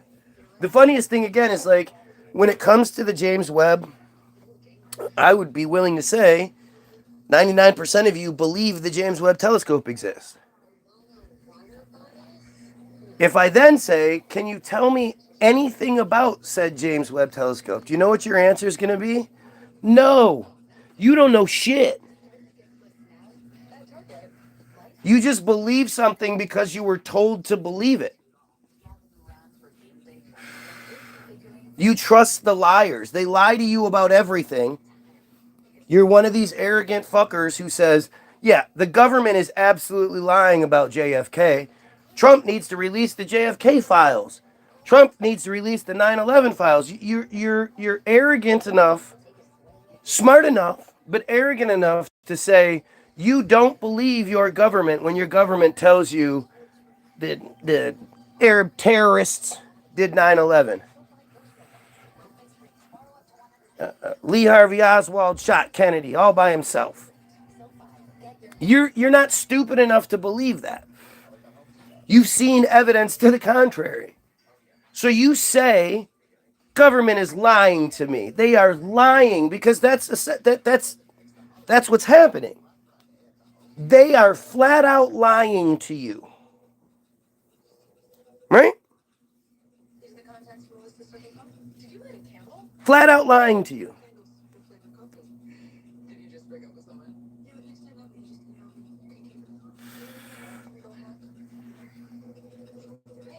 But then you're going to be like, well, because I haven't seen JFK or 9/11, I haven't looked into it. I'm just going to believe James Webb because the people that tell me Oswald did it, they tell me that the Arab terrorists did it. They also tell me that James Webb exists. And I'm going to believe the James Webb thing. How does that work? Can anybody explain that to me? Can you explain to me how that works for you? Where does that, like, what makes you draw the line? What makes you say that the system that's lying to you about so many things, from Waco to Oklahoma City to San Bernardino, Las Vegas, the Pulse nightclub, they're lying to you about all these things. 9/11, all of it. It's all fucking lies. And it's not just me saying it. You can literally look into anything, any of the events that you want to, and you can either find somebody that's done a pretty decent documentary on it for the most part, or you can just look for yourself. I highly suggest you look for yourself. I highly suggest you go to Wikipedia and read the official narrative about whatever event that we're talking about. San Bernardino being one of my favorites.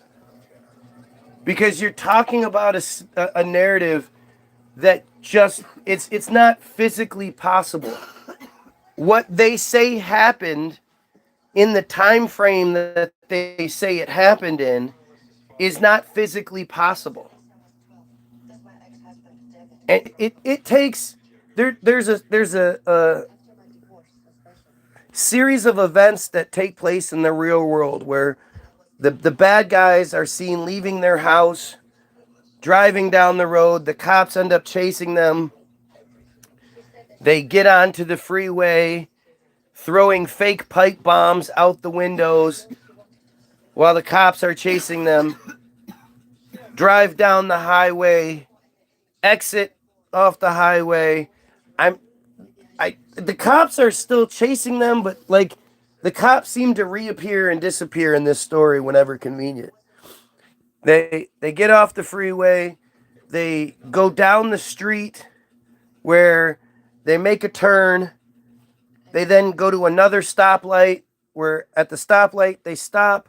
They put on all of their body armor and load up their guns. They then turn down another street, drive down that one, then turn into a random neighborhood where they drive in. Eventually they pull off to the side. At this point, only one cop car is there for some reason. And they get into a shootout with that cop. They ambush that cop, shooting him, killing him, or wounding him. And then they get into a shootout with the cops. It's all been filmed, but apparently at first they said that they weren't going to release the footage because they didn't know if there was anybody else involved and they didn't want to give them a heads up as to what's going on, which is understandable, right? But once it's all said and done, we'll then release the footage. But for some reason, the husband and wife team who had left their baby at their mother's house to go do this handcuffed themselves behind their backs and got in the back of their SUV before getting into the shootout with the cops. It's it's as dumb as a narrative as you can believe, but from the time they left their house to the time the first shots were fired was like 1 minute and 23 seconds, according to the official narrative. It takes that long just to say it.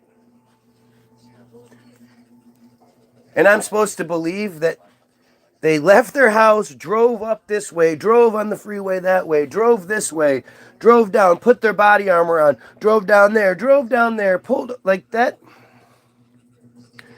Sorry, no shit. Hillary Clinton said it once in her speeches about the glass ceiling. Oh, who gives a fuck about Hillary Rodram Clinton? The lesbian beard. She was a beard in a different way, though. She was a beard in a way of who could be this man's wife, knowing that he's out banging a bunch of other broads. Well, a lesbian woman with political aspirations that if you promise her the world, she'll play the role. What does she care? He'll be president when he's done. You just gotta put up with him being a fucking pig and probably bringing something home to you. Well, he doesn't fuck her. So She's a lesbian. Yeah, she's a lesbian. They're not having sex. That wasn't part of the deal. I mean, just look at Chelsea. Who does Chelsea actually look like? Him? No, she doesn't. I think she looks like him. She kind of, she doesn't look like him. She doesn't look like either of them. She looks very typical, but not like the lesbian pretending to be with Bill. Somebody wrote that once. She's probably his and one of his mistresses. She's just probably a baby they used. Because Hillary wasn't going to be pregnant. She wasn't going to have sex with Bill Clinton. She's a lesbian. Do they have any pictures of her pregnant? I don't know. I've never looked. Let's see. I mean, at this point, though, like, I can show you. I saw a realistic video yesterday of Bob Ross versus Mr. Rogers or something like that. Like, what can be done with videos at this point is so far, what they can do with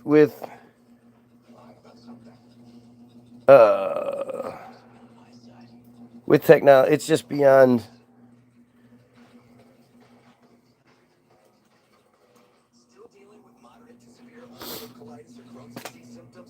All right, so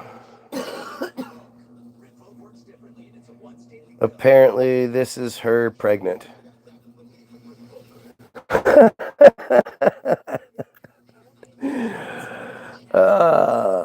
So there's no pictures of Hillary pregnant. There's no pictures of Hillary pregnant.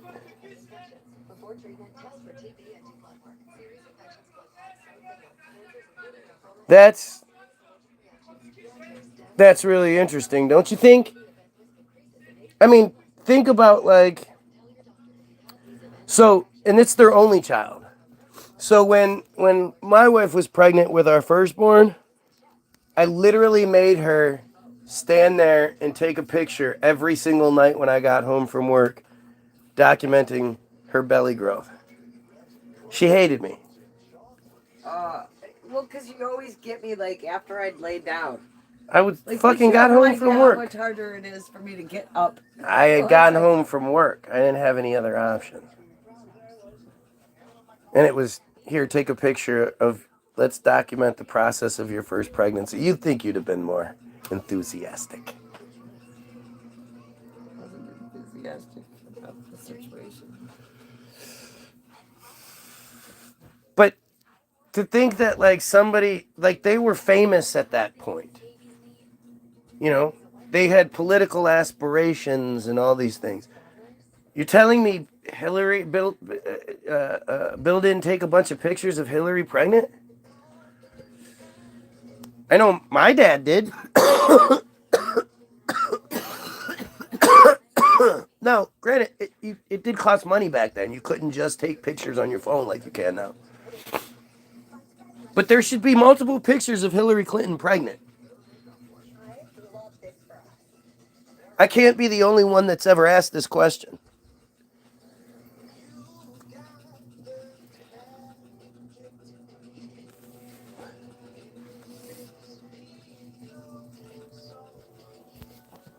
I mean, it just...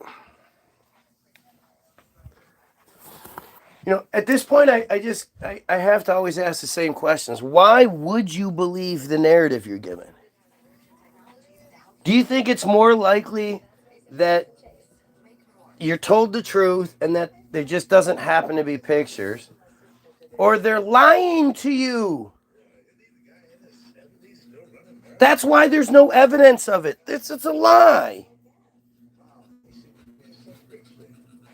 Why are people so like you see this with Trump supporters, right?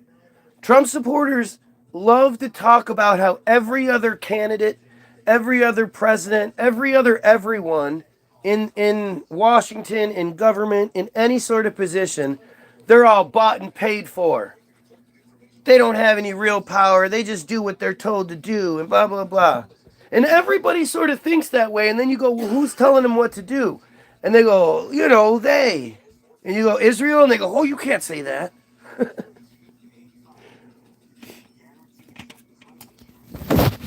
But, think about it. Just think about how fucking silly that is.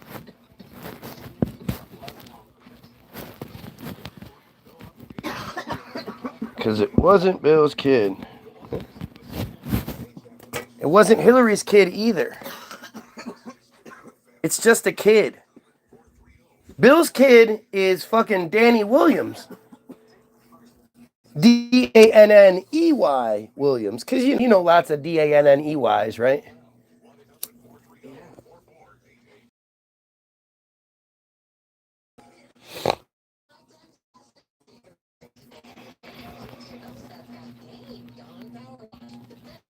Danny Williams.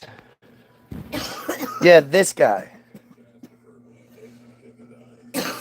Whose mother was paid by the Clintons for his entire life.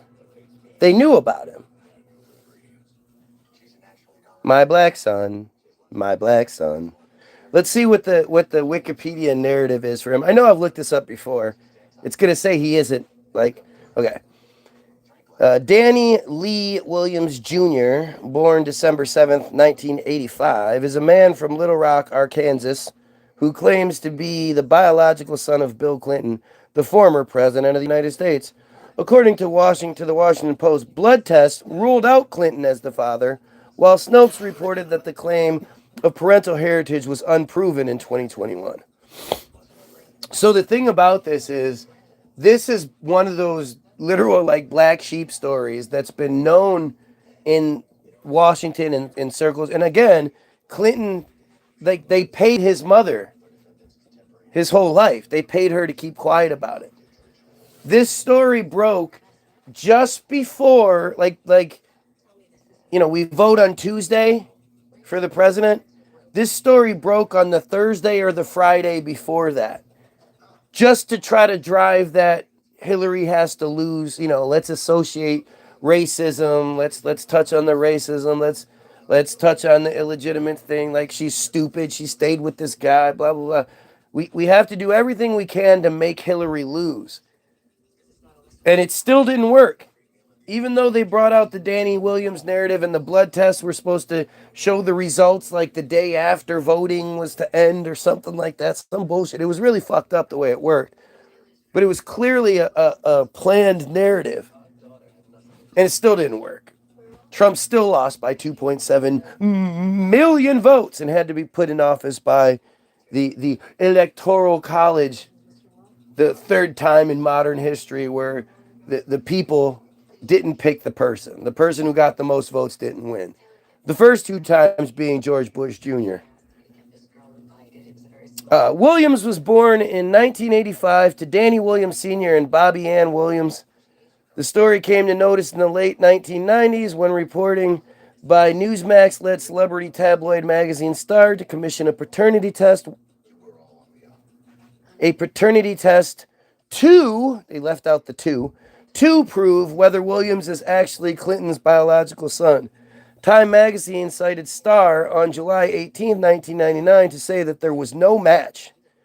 The story was revived in 2016 before the 2016 presidential election and pushed by a number of media outlets, including Newsmax and The Drudge Report, as well as WorldNet Daily and the New York Daily News. Due to some uncertainties with the original test by Starr, Snopes concluded that the claim was unproven. The Washington Post stated that while the test could not prove Bill Clinton was the father, it did conclusively rule him out as the father. On October 19th, 2016, Williams' lawyers announced their intentions to file a paternity suit to prove that Clinton's DNA matched Williams. Williams wrote to Monica Lewinsky. You guys know that Monica Lewinsky is Israeli agent. Like, did you ever hear any reporting about how Lewinsky was a good little chosen girl?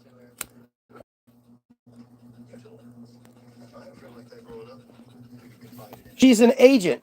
The whole thing was part of the blackmail operation that's literally being exposed through the Epstein shit. That's why Epstein had the picture of Clinton on the wall in the blue dress and the blah, blah, blah. It's all them. Lewinsky was them. Go ahead, prove me wrong.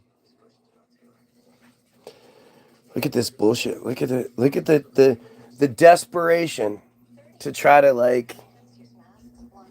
discount me and not what I'm saying.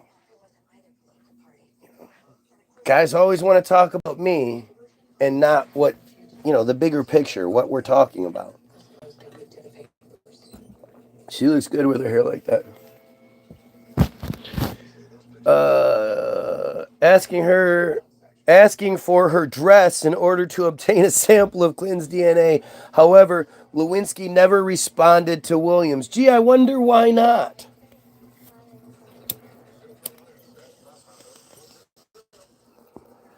This was an unplanned, circumstance. Lewinsky should have absolutely been willing to help this kid. Why isn't Bill willing to just give a DNA sample to disprove it? Wouldn't you do that? Wouldn't that be the narrative? Wouldn't you're accused of being a father, and it's this big national... Yeah, here. I mean, why isn't the president's DNA on file anyway? That's crazy. No, that's not my kid. Looks just like me and all that stuff, and I have a history with his mother, but yeah, it's not my kid, and I'm not going to prove it. Just trust me, I'm Bill Clinton. I wouldn't lie to you.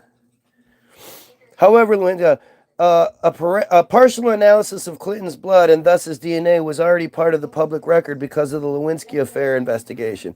Exactly. So, what happened? That's the end of it. That's it. Now I can just go to references or external links. That's it. Why isn't there more to that? Don't you think there should be more to that?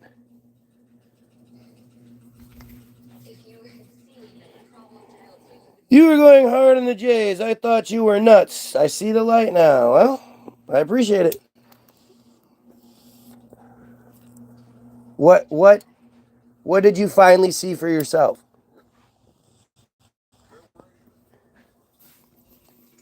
This is what I don't understand, why it's not happening more. Other than they're preventing it from happening. But there should be lots of people who have stumbled across my videos over the years who thought I was nuts for what I was saying, and they're now scrambling to find that guy who was saying all this shit years ago. It should work that way. My narrative hasn't changed. I mean, it's progressed, but I wasn't like, it was China, okay, now it's the Jays. I didn't do that. And when everybody told me I should be focusing on this or focusing on that, or I should be focusing on something else, I kept telling them, no, this is the thing we need to focus on. So there should be there should be people that were very mean to me and said very horrible things that hurt my feelings. I don't even want apologies. I just want you guys to be like, let's move, let's do this. Monica Lewinsky is an American activist born July 23rd, 1973. She became internationally known in the late 1990s after President Bill Clinton admitted to having an affair with her during his days as a White House intern. During her days as a White House intern between 95 and 97, she blew him. That was the part that got released. I'm sure there was more to it, but she blew him. Thaddeus! Yeah, reading all kinds of horrible shit about Israel. Oh my god. Yeah, but it's not Israel. And you yourself have experienced this firsthand. By the way, if you guys are watching, don't forget to like, share, and sub. Help out. They are censoring the fuck out of this channel. Help out. That is, you know that if you bring any of this up to your friar friends, they don't go, yeah, you're right. Yeah, this is a big issue. And none of your friar friends are talking about we need to eliminate Matitza Bapé and or the bottom of darkness. The ritualistic sexual assault that is everywhere over there.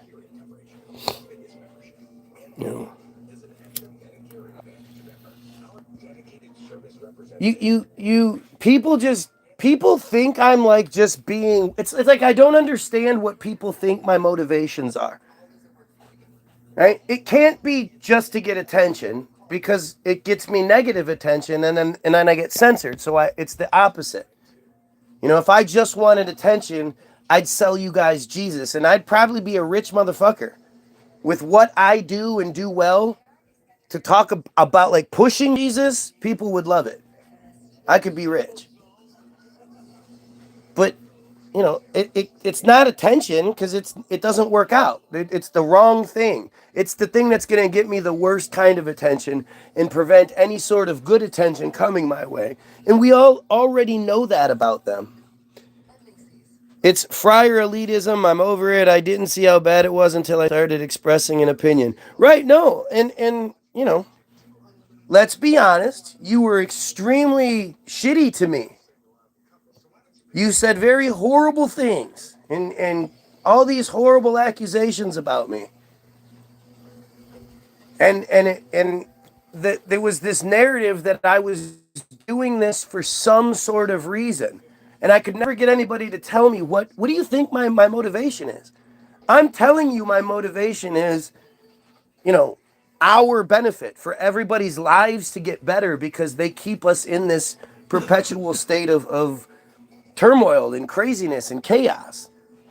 It's part of the control. It's not about, I just don't like them. That's not what it is. It's based on who they are and what they do. You is a lie. You is a lie. But it's like, get off me, son.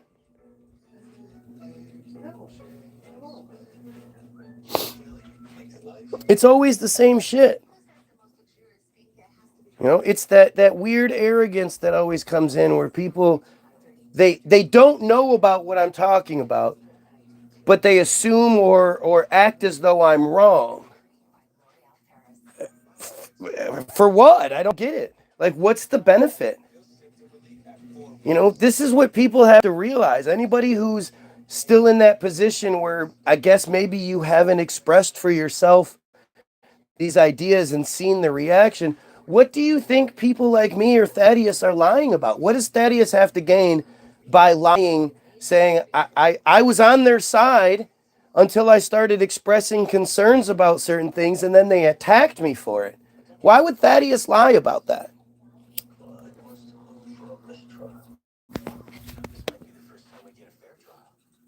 It's really strange, man. And it's just, the examples of what I'm talking about are everywhere. It's not like this conspiracy is some really well hidden secret bullshit. They flaunt it. It's in your face as can possibly be. And then when you try to talk to them about it, they are ruthless. They're not universally coming out and condemning the worst things. Yeah, occasionally you see about, well, yeah, there are some Jays out there who oppose what's going on. Yeah, very, very few. Almost like there has to be some, or else it would be too obvious. So there's just enough for people to be able to say there's some, but they're not universally out there condemning what's going on. I saw something the other day talking about how they protested for 9 months prior to October 7th. The false flag on October 7th, where no Israelis died or were taken hostage. And nobody seems to, like, I mean, I followed the situation closely. Lots of you onlys really started paying attention after October 7th. But I was literally, I was searching, I put Israel into the Google machine and then click news and read all of the news stories about Israel for the day. So if there were good stories that popped up, they would have, if there were good things that could pop, they would. And yet, the only thing that popped up were things from their perspective that would make them look bad, and you would think, like, reading it, like, did they not realize that they look really bad? When the UN is talking about doing an investigation into the occupation because it's supposed to be a temporary occupation for the last 70, 60 years, and it's starting to seem like it's more of a colonization, we need to open the books and check out what you're doing. Israel's response was, if you open the books on Israel, you demonize Israel. You can't do that. And I'm reading it going like, if what you did was good, there would be no demonizing you. If what you were doing was good and righteous and the right thing to do and positive, you would welcome everyone to look at the books. You're admitting that if we look at what you've done, it demonizes you. That's your response? And it works. Netanyahu was on TV in the 70s saying, we own America. They would never stop us. They are behind many conspiracies. I know this now.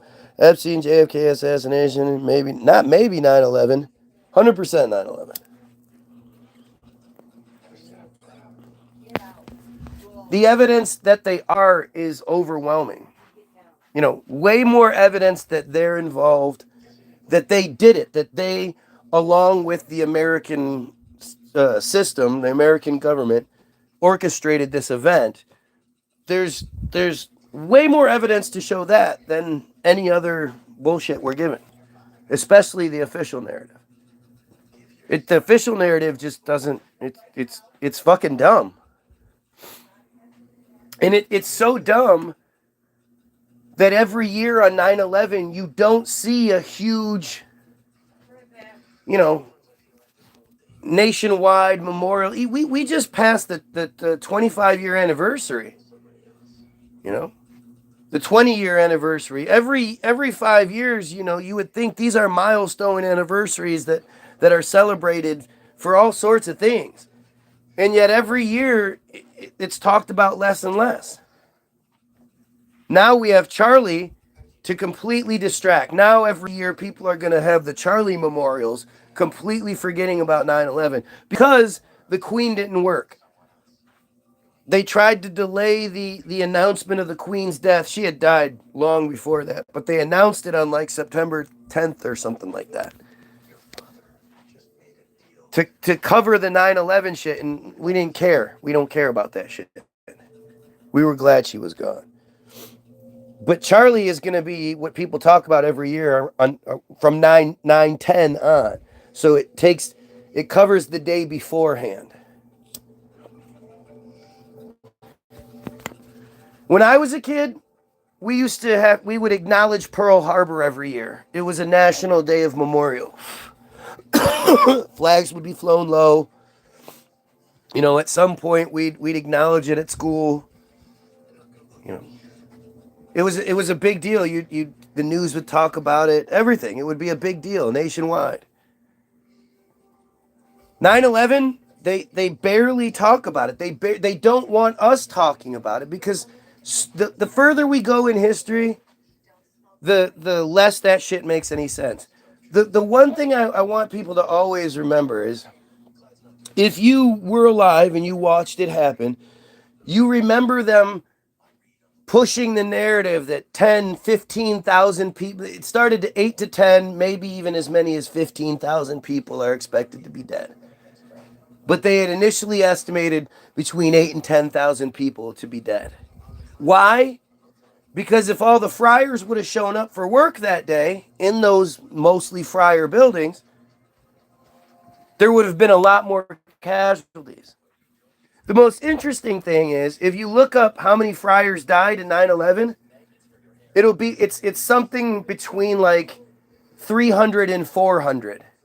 They don't know not only do they not know the exact number, there's at least 100 people disparity. You're telling me you know the identity of everyone that died, yet there's 100 of them that you're not sure whether they're friars or not? How does that even make sense? Please, somebody explain that part to me. How would we not know if 100 of those people were friars or not?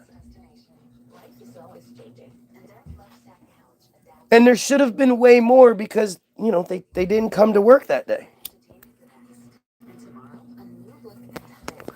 Just like Silverstein, who acquired the lease 6 months beforehand, but didn't actually play. See, this other part that's not, people always talk about the profit that he made off of it, but it wasn't actually paid for by him.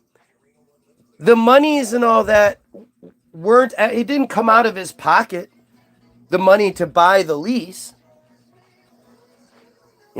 It was conglomerates and grants and bullshit that it was all just theoretical monies.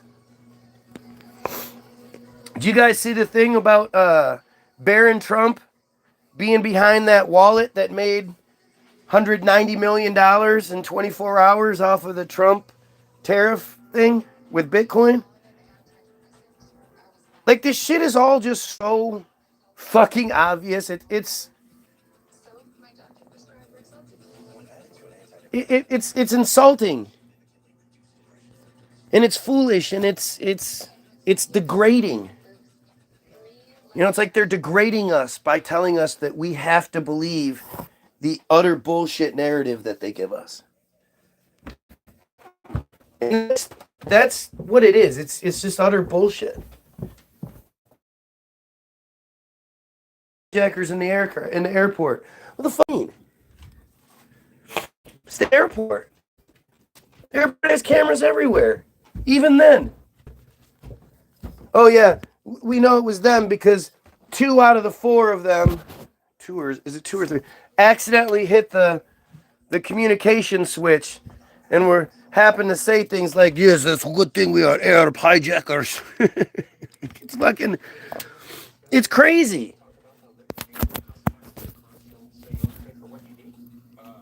It's like the NASA thing. It's like all of the things. All of them. All of the narratives that, for some reason,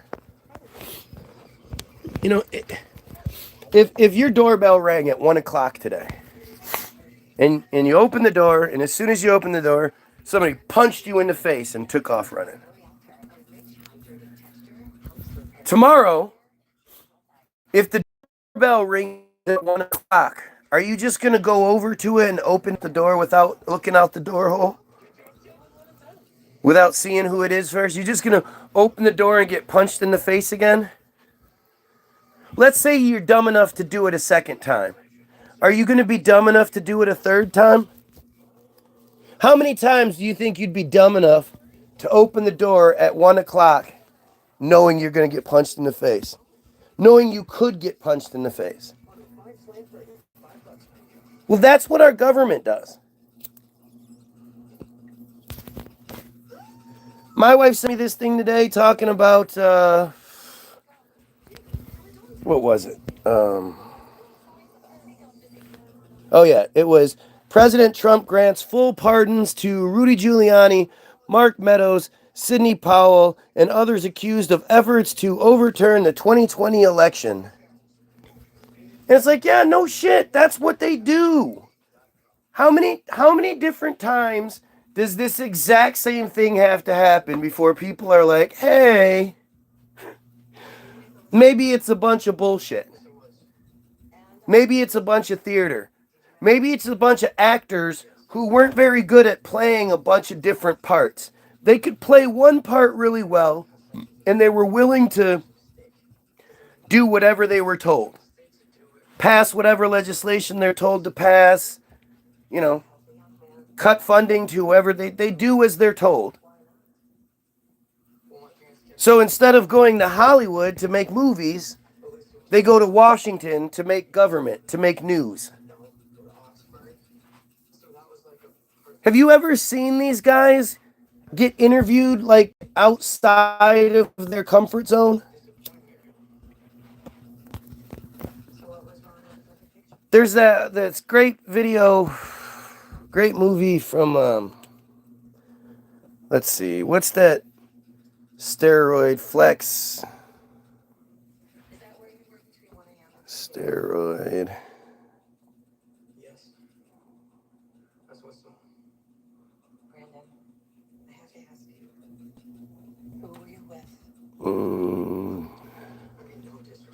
No, not Generation Flex.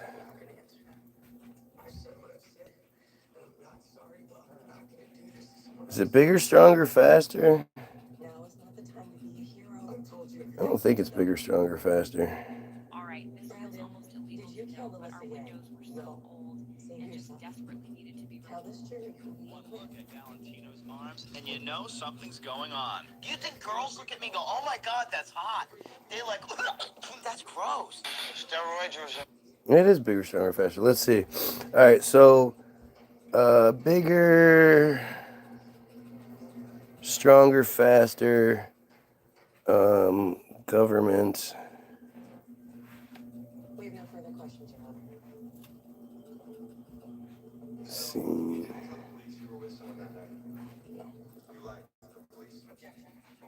Let's see if I can find that one thing. Sorry, guys. I'm not prepared. Oh, here it is. Representative Harvey Waxman. Listen how stupid this guy sounds. They always tell you that if you have a problem, God damn it. I don't want to, I don't own this, so maybe it'll get cut. I don't fucking know. Congressman. Lucky for me, my congressman is Henry Waxman. Okay. Hey, how are you? Okay, so I gotta just keep pausing it. Maybe that'll do it. I don't want to show too many seconds in a row. Henry Waxman. So, gee, I wonder. Fine, how are you? Very nice to meet you, Chris Bell. This guy looks like a fucking rat. In the first place. He's got to have some answers. Okay, listen to how dumb this fucking representative is. Listen to how dumb he is. I think it's important for And he has a handler. sports figures, Major League Sports, not to be allowed to use steroids under any. This is now remember, we're having congressional hearings about sports players using steroids. That's the best use of our government at this time. Remember that. Not the drugs, not the homelessness, definitely not the pedophilia that's everywhere, but whether athletes are using steroids or not. I mean, it's just ludicrous. But this dude wasn't necessarily given the heads up. His script wasn't written for him. So listen to how much different he is when he's not prepped and ready, you know, because government is just theater. It's just a stage. They're just acting out a play that they've practiced. He's not practiced in what to say here, so listen. Circumstance. And for young people, we certainly don't want them to be using it. So the drug is a restricted drug. He says, I don't think steroids should be used under any circumstances. I'm going to rewind it. Steroids under any circumstance. And for young people, we certainly don't want them to be using it. So the drug is a restricted drug. Under any circumstances. Okay, well, what about when people are healing and shit? Steroids are good for healing. I can tell you this. I got injured a year or two ago or something, and I got a small little script of prednisone, a week's worth of prednisone. I felt better for that week. Like, I would rather have, if somebody could smuggle me some prednisone, I'd rather have that than opiates. I felt amazing. And all it did was make me feel not old. So steroids in that regard were amazing. I could see how that could be. Well, the funny thing is, open-minded used to be a troll. It's not a, there's not a, let me see. Brian, is it illegal to use it? Do you hear this shit? So this is a representative who was asked one question and is already struggling through the question and looks over at some unknown handler named Brian. Using it. So the drug is a restricted drug. Drudge. There's not a, let me see. Brian, is it illegal to use it? It's illegal. It's legal in some circumstances. What's medical prescription? It's legal with a medical prescription, and the other. He's so used to the director being like, okay, cut. Okay, now just or not even cut, but like just keep rolling. We don't have to cut, and it'll just be fixed in post. He's so used to that in his mindset that he just stops and asks Brian and then goes right back into talking like he didn't just ask Brian about it. Drug was the test illegal to use what? It? It's illegal. It's legal in some circumstances. What's medical prescription? It's legal with a medical prescription. So he thinks that in post, it's just going to get cut to that point.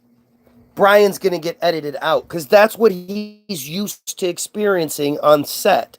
Other drug was the testosterone or just steroids in general. I think that they're also banned. They're already banned in professional sports. Brian, am I right? Speak up if I'm wrong. Okay. Well, these products are already banned. Cigarettes and... Wait. Did you just hear that? He's still not sure. He's only been asked one question. He's had to go to the handler twice. Because he's just a fucking spokesperson.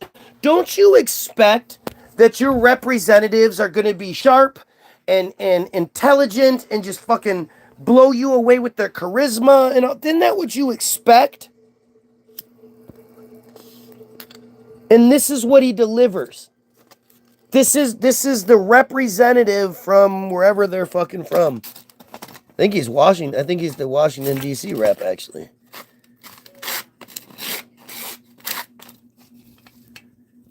And of course, he's not getting, like, called out for being a dumbass. Now listen, now he brings up cigarettes. Watch what he says. And alcohol are legally available, but not if you're under the age.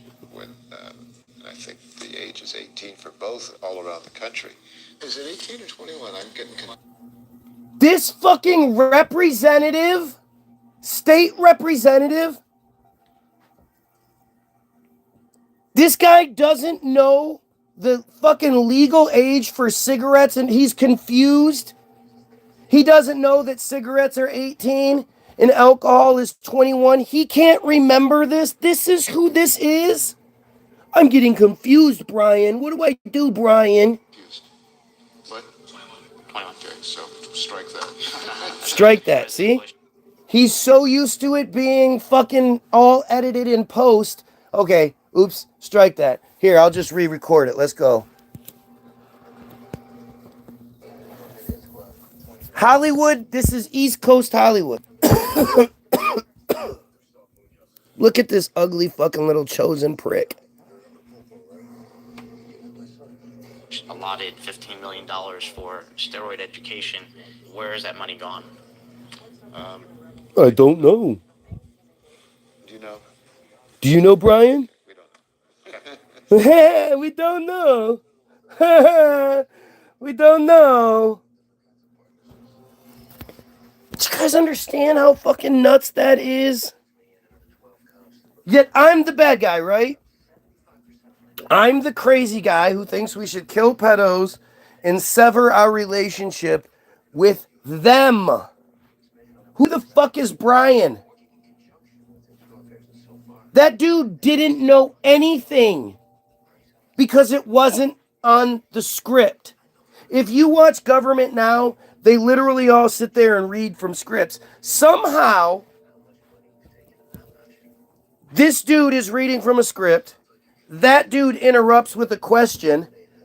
That dude then answers that question with a card that he's reading. How did he know that that guy was going to ask the question? How did he have that card with that answer on it already there? Or you see a hand come in and hand them a card. Nader was the worst. Or not Nadler. Nadler. That fat little fucking troll with his licking his lip and shit. Ralph Nader. Not Ralph Nader. Nadler. I don't forget his name. The fat little chosen troll. He's disgusting.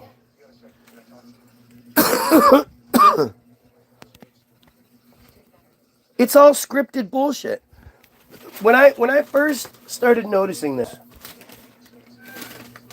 this was just before. So do you guys remember in, I don't know, 2021, 2022, when the government said no longer will all different news outlets be allowed to film government activities. Instead, the government will film it and then they can tap into the feed. Remember? You guys remember that switch happening? Let's see if I can find it. I don't even know what to look up.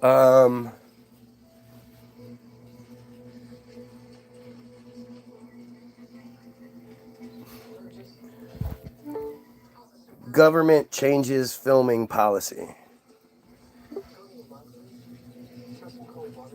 The government has updated filming policies on federal lands. The new Explore Act, also known as the Film Act, treats all filming equally, focusing on the impact, not profit. I don't care about this. 8 or fewer people using handheld equipment. Seriously, stop talking. Without impacting resources, don't need permits. Filming policy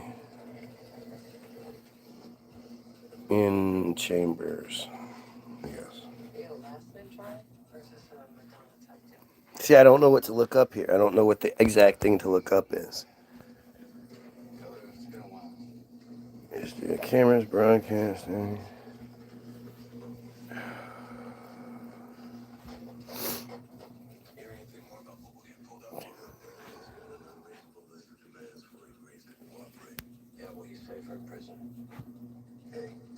Yeah, see, I know.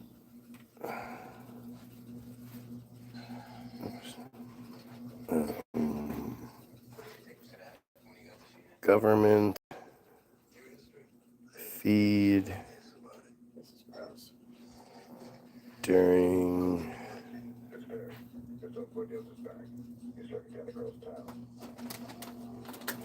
hearings changed.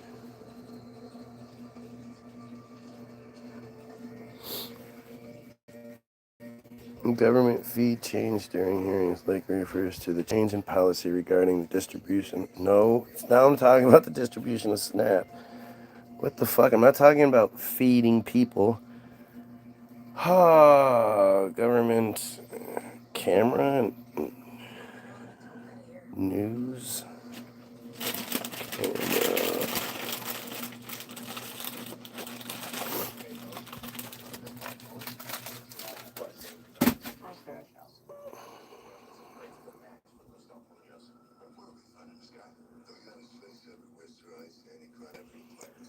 Okay, the main change in the government allows federal judges to permit live remote audio. No, that's not what I'm fucking talking about.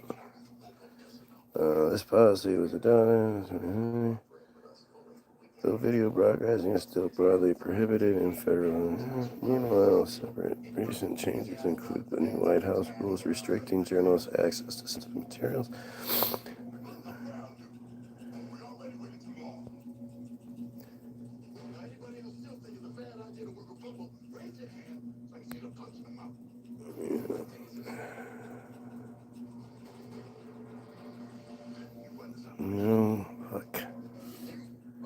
I don't know what to look up. I don't know what wording to look up. News cameras in government hearings. News cameras are not allowed in the U.S. Supreme Court or lower federal courtrooms. Conversely, cameras are now standard feature in U.S. House and Senate hearings, floor shows, which are broadcast and archived by networks like C-SPAN. And U.S. Congress live video recording coverage is standard. Yeah, see, again, I'm not finding what I'm looking for. And I realize it's my fault for not knowing how to word it, but...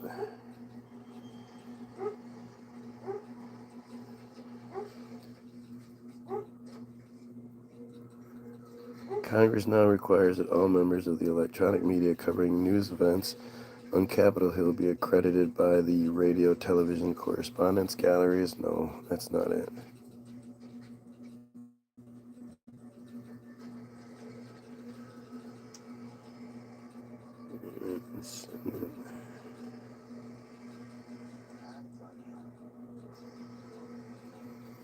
Congressional proceedings.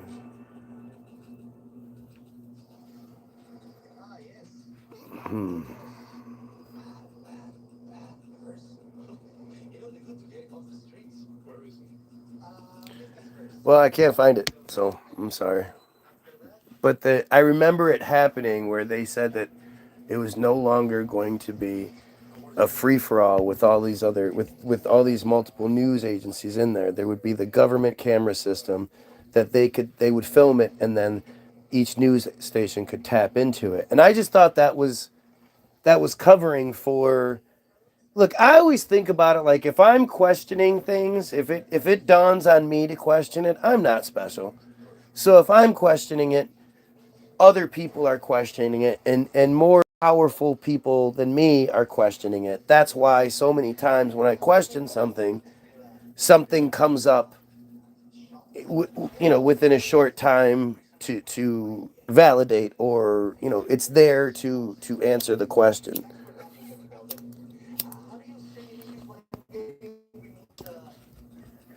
But I remember asking, like,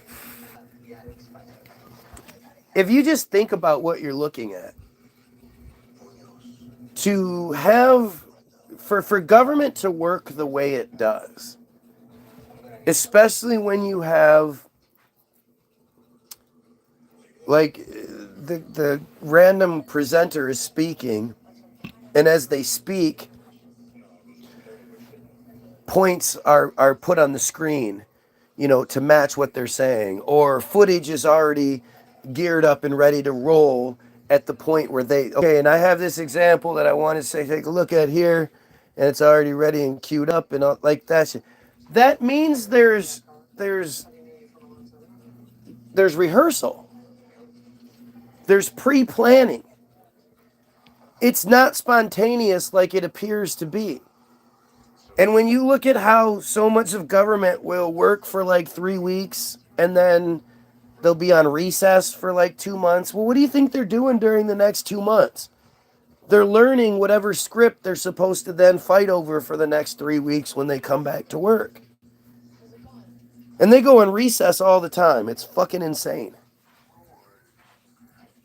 But I'm watching one of the Trump fake impeachment things, and one of the Trump lawyers or whatever is giving a presentation, and he's up there and he's got his 5 bullet points. And he's like, number 1, da-da-da-da, 2, da-da-da-da-da, 3, da-da-da-da-da, 4, da-da-da-da-da. And he goes to say 5, and he goes, but I do want to say something about 4 real quick. And he just adds a little ad-lib in there. But 5 populates. And then it disappears real quick until he says it. And then when he says it, it populates again. There's no way. Like, did the computer see the future? The only way that happens, that graphic can populate like it did, is because there is pre-planning. There's a rehearsal.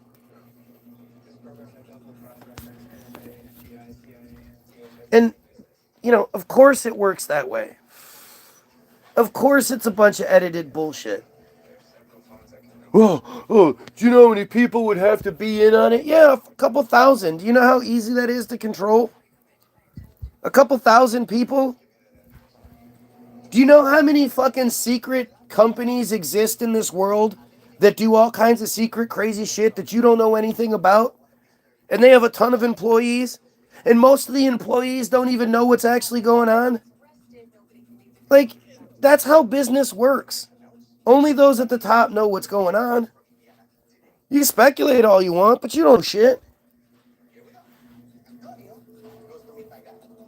It's all fake. It's all just fake bullshit. I can tell you the Trump that I saw at the football game last night didn't look like the Trump that I've been seeing lately. He must have put on extra makeup. He looked a lot better than he normally does. And why is my president at fucking football games and UFC events and shit like that? Do you know how much, can you even wrap your head around? Costs us for him to Right, do that. how much taxpayer dollars go into that bullshit? The travel, The security. The security. Well, even the travel, we're paying for his jet. Of course, the travel, the driving, the security along the way.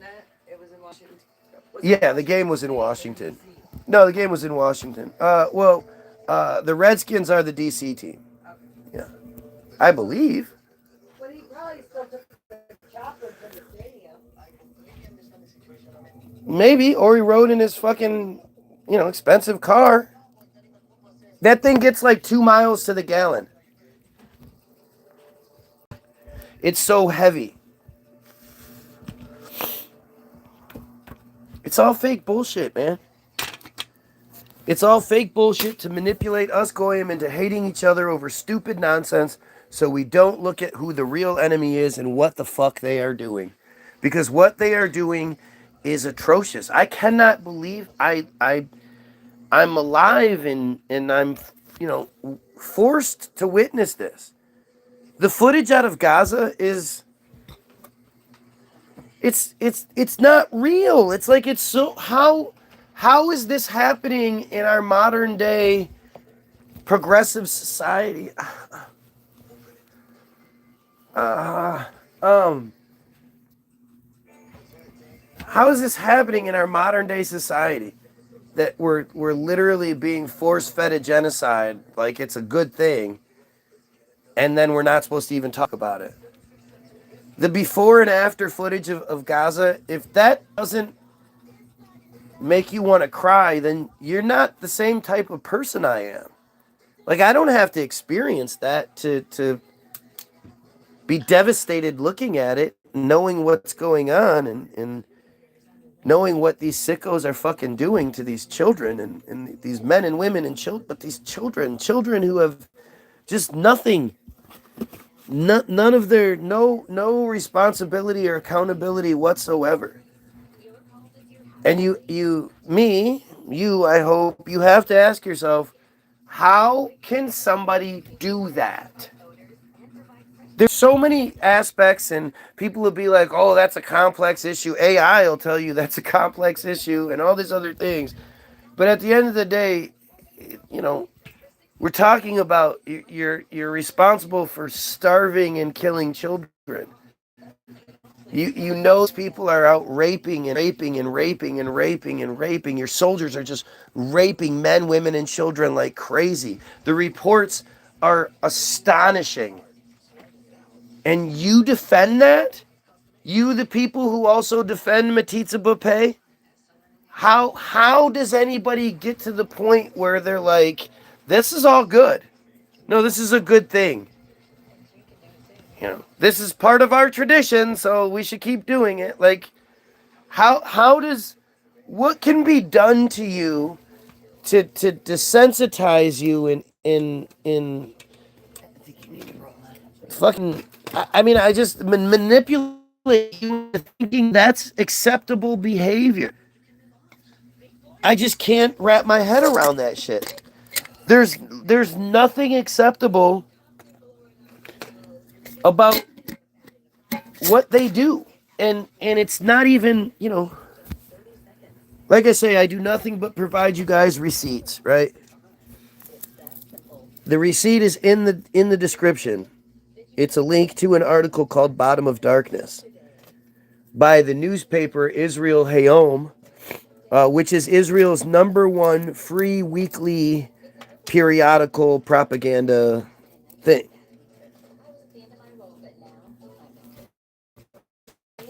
And even more relevant is that it's Sheldon Adelson's baby. It's Sheldon Adelson's, proud pet project was the Israel Hayom paper that he owned and distributed, and it was his baby. It was his favorite #1 thing. Out of all the different pies that he had his pudgy little fingers in, Israel Hayom was his baby. And now it's owned and run by Miriam Adelson. $60 million in the bank, Miriam Adelson. And it's a propaganda thing. So and it's literally like they don't hire Goyim for anything. It's as pro supremacy as anything else you'll ever see. Like it's a friar propaganda Israeli. It's just disgusting. It really is. You look at the articles in it and you look at the perspective that it puts in those articles, and it's atrocious. But it's them through and through. Editors, writers, photographers, the people who operate the websites, all of it. There's no Goyim anywhere to be seen. So you can't hide behind the standard, that's anti-Semitism. Because it's not. It doesn't even fit the most ridiculous, ADL working definition of it doesn't fall into any of those categories because of who has produced it. And it's them producing it because there's a few tells, right? The first tell is that multiple times, 4 or 5 times at least in the article, they proceed to remind you that although this is really bad what's happening, it happens everywhere in the world. It doesn't happen it's just in Israel. This happens everywhere. Like, kind of justifying it. This isn't just, we're not the only ones that ritualistically sexually abuse children. Other people do it too. Yeah, nobody else does it for the reasons that you do, though. Because the reasons that they do it is for transcendence and for redemption, apparently. That's what the article says. I am only, telling you what they wanted us to know. It's not like, again, this isn't some Alex Jones piece. This is what they want us to know. If you're capable enough, if you're strong enough, if you're diligent enough to read it, because for some strange reason, unlike any article I've ever read before, this one will keep kicking you out.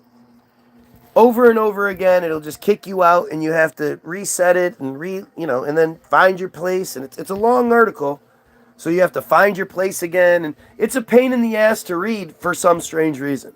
Why anybody would make their content difficult to access, it just completely goes against common sense, business sense, any sort of sense. Why would you make it difficult? And it's not like that for other articles on that page, just that one. But the first tell is the standard, well, they're doing it. Well, what about what they do? Like, that's literally That's a secure community network standard. That's an ACT-IL, talking point standard is, well, they're doing it. What about what they do? What about what they did? Like, it's bad that they do it or that they've done it. You should be upset that they've done it. But if you say that we did it, I'm going to say, well, what about what they did? It's their logic is so inbred stupid, which leads into the next point,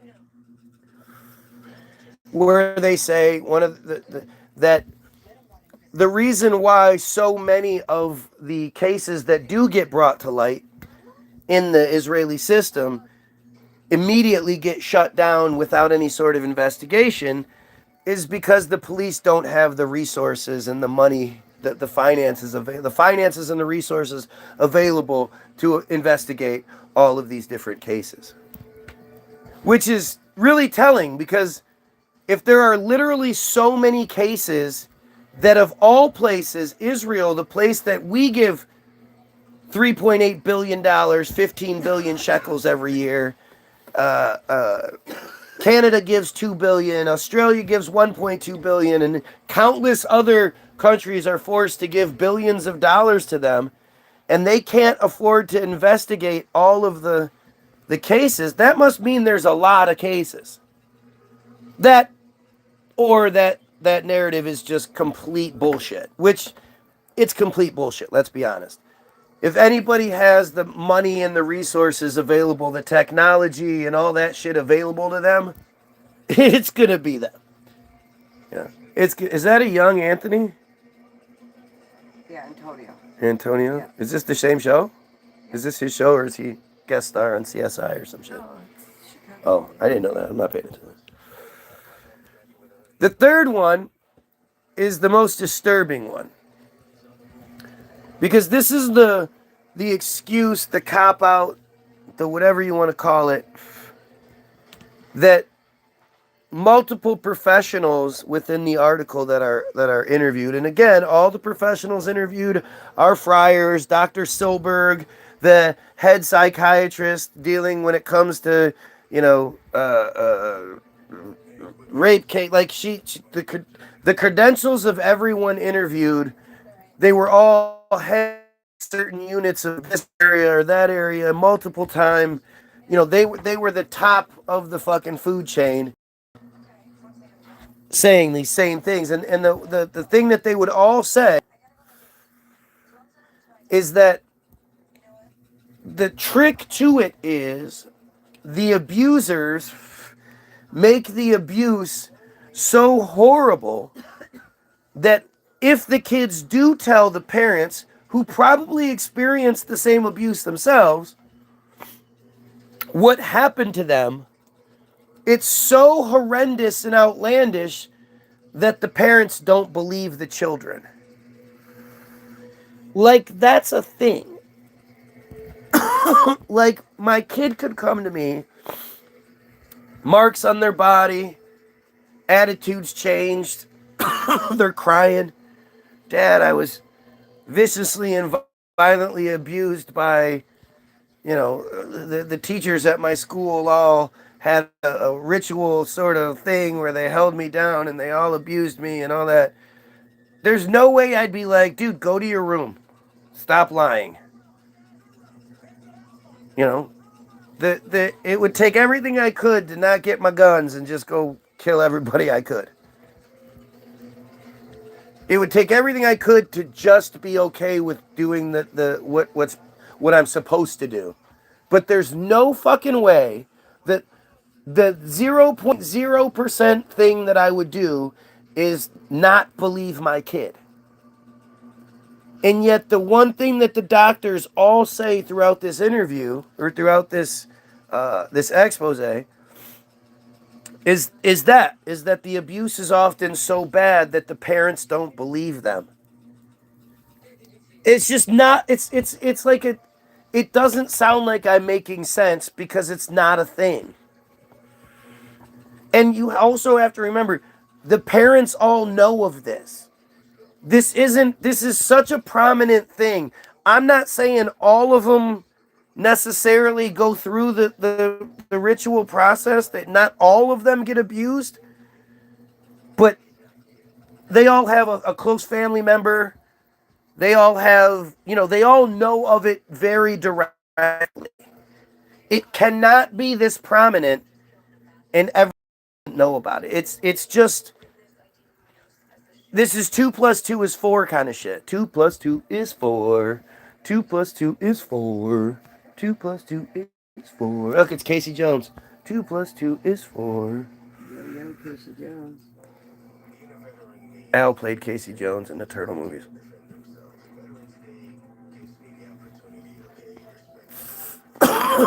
Did you hear me? What? Al played Casey Jones in the Turtle movies.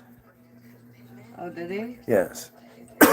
L. Casey Jones.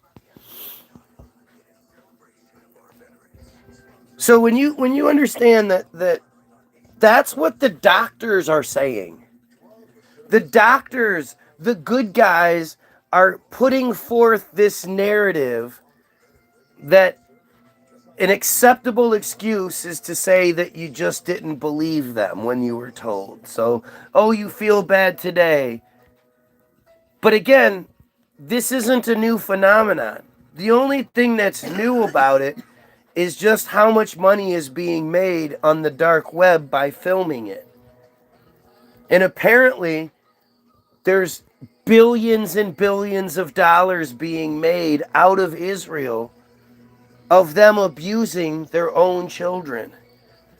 And this abuse is documented as it starts in the home. It's usually the father or an uncle or a grandfather. The mother is well aware of it. When it comes to the rituals, the parents are often the ones delivering the children to the ritual. The children are told that this is happening to them because they're special. And if it doesn't happen to them, well, it's going to happen to their younger brother or sister. And at the end of the day, I mean, you're an older sister. When you were a kid, what wouldn't you have gone through to prevent your brother from going through it? Hello? Huh? What, as an older sister, what wouldn't you have gone through to prevent your brother from going through it when you were a kid? Oh, I would have done anything. You would have taken any abuse that somebody wanted to give you if it would have prevented your brother from getting abused. And yeah. And that's what they do. That's what they tell these people, these children. That you're special. That's why you're chosen to be in this position, because you are the key to redemption, to transcendence. Them doing this to you is God's work. And you're special. So it's such brainwashing and it's such damage, because now you're not going to tell. You're not going to, you don't want to know that was all bullshit, because that's the only thing holding you together. Otherwise, you would just be some, viciously raped, ritualistically abused victim, and you don't want to be that, so you're going to go along with the idea that it's because you're special. That's how the abused brain works. And then when they turn 13 and they all become adults, they're then forced to do the same thing to little children for their own redemption. They need to be redeemed for having been abused, so they can achieve their transcendence. And you're creating all of these, like, seriously, how much compassion do you think somebody that's gone through that has for other people's suffering? Not much, right? That's the point of those rituals, is to destroy the compassion. Outside of the group, there's no compassion. And now you can explain how an entire population can take part in a genocide. Because even if they're not the ones dropping the bombs, when the bus doors open, they're the ones running out to claim the house.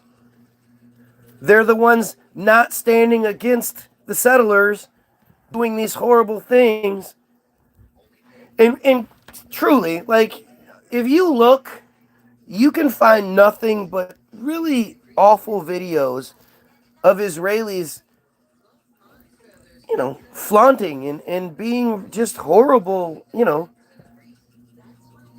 having parties on the other side of the border where they're cooking tons of meat so the smell of the food blows into the camps where the people are being starved to death. The videos of them dressing up as Arabs and beheading babies and just, it's all just so awful. It's just so awful. I mean, it wouldn't matter who's doing it. If it was black people that were, doing this, a group of black people that were doing this, and then all the other black people were turning a blind eye to it, I would be saying the same thing. And, the crazy part is, the only reason this one is so awful is because it's being broadcast. What's happening in Sudan and just all over Africa is just as bad, if not worse. We're just not, like, there's something to not knowing about it. Whereas with the Palestinian situation, they're bragging about it and forcing us to be a part of this and watching it on TV. And, like, this is the most widely broadcast genocide ever in the history of the known world. Golly. She's having pee-pee shivers, not going pee. It's like a perma shiver. Doesn't even want to go away. It's all locked up. Fucking It gets so bad right now. It's really so fucking bad. I think we're started down in our country this summer. I don't care where the kids live. I don't care where their parents happen to have sex. They shouldn't be starving to death. And you're seeing this so often, this America, where I don't give a fuck about America. Just because the kid isn't from America doesn't mean they deserve any less opportunity that a kid in America does. Innocent baby. Right. And this is that brainwashing bullshit they put on us. Getting us to celebrate invisible borders and fake bullshit ideas and, lies. It's all just lies. The historical record is a bunch of fucking lies. George Washington is not real. I would go out on a limb to say George Washington is not real. Ben Franklin's not real. These are characters they give us. When you look at all of what Ben Franklin supposedly did, all the traveling he did, going from here to Europe and all this other bullshit, this guy, his life would have been hard to live in modern day times. And I'm supposed to believe that he was doing it in the whatever hundreds? I don't give a fuck.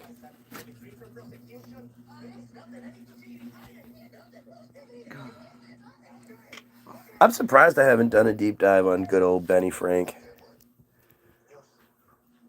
Well, he was an architect, a veterinarian, an ice cream man in the summertime. He was an American polymath. Gotta love the polymaths from back in the day. That's what they do. That's what I just said. They've assigned this thing. They said, oh yeah, no, all those guys back in the day that would just create things to be able to create things.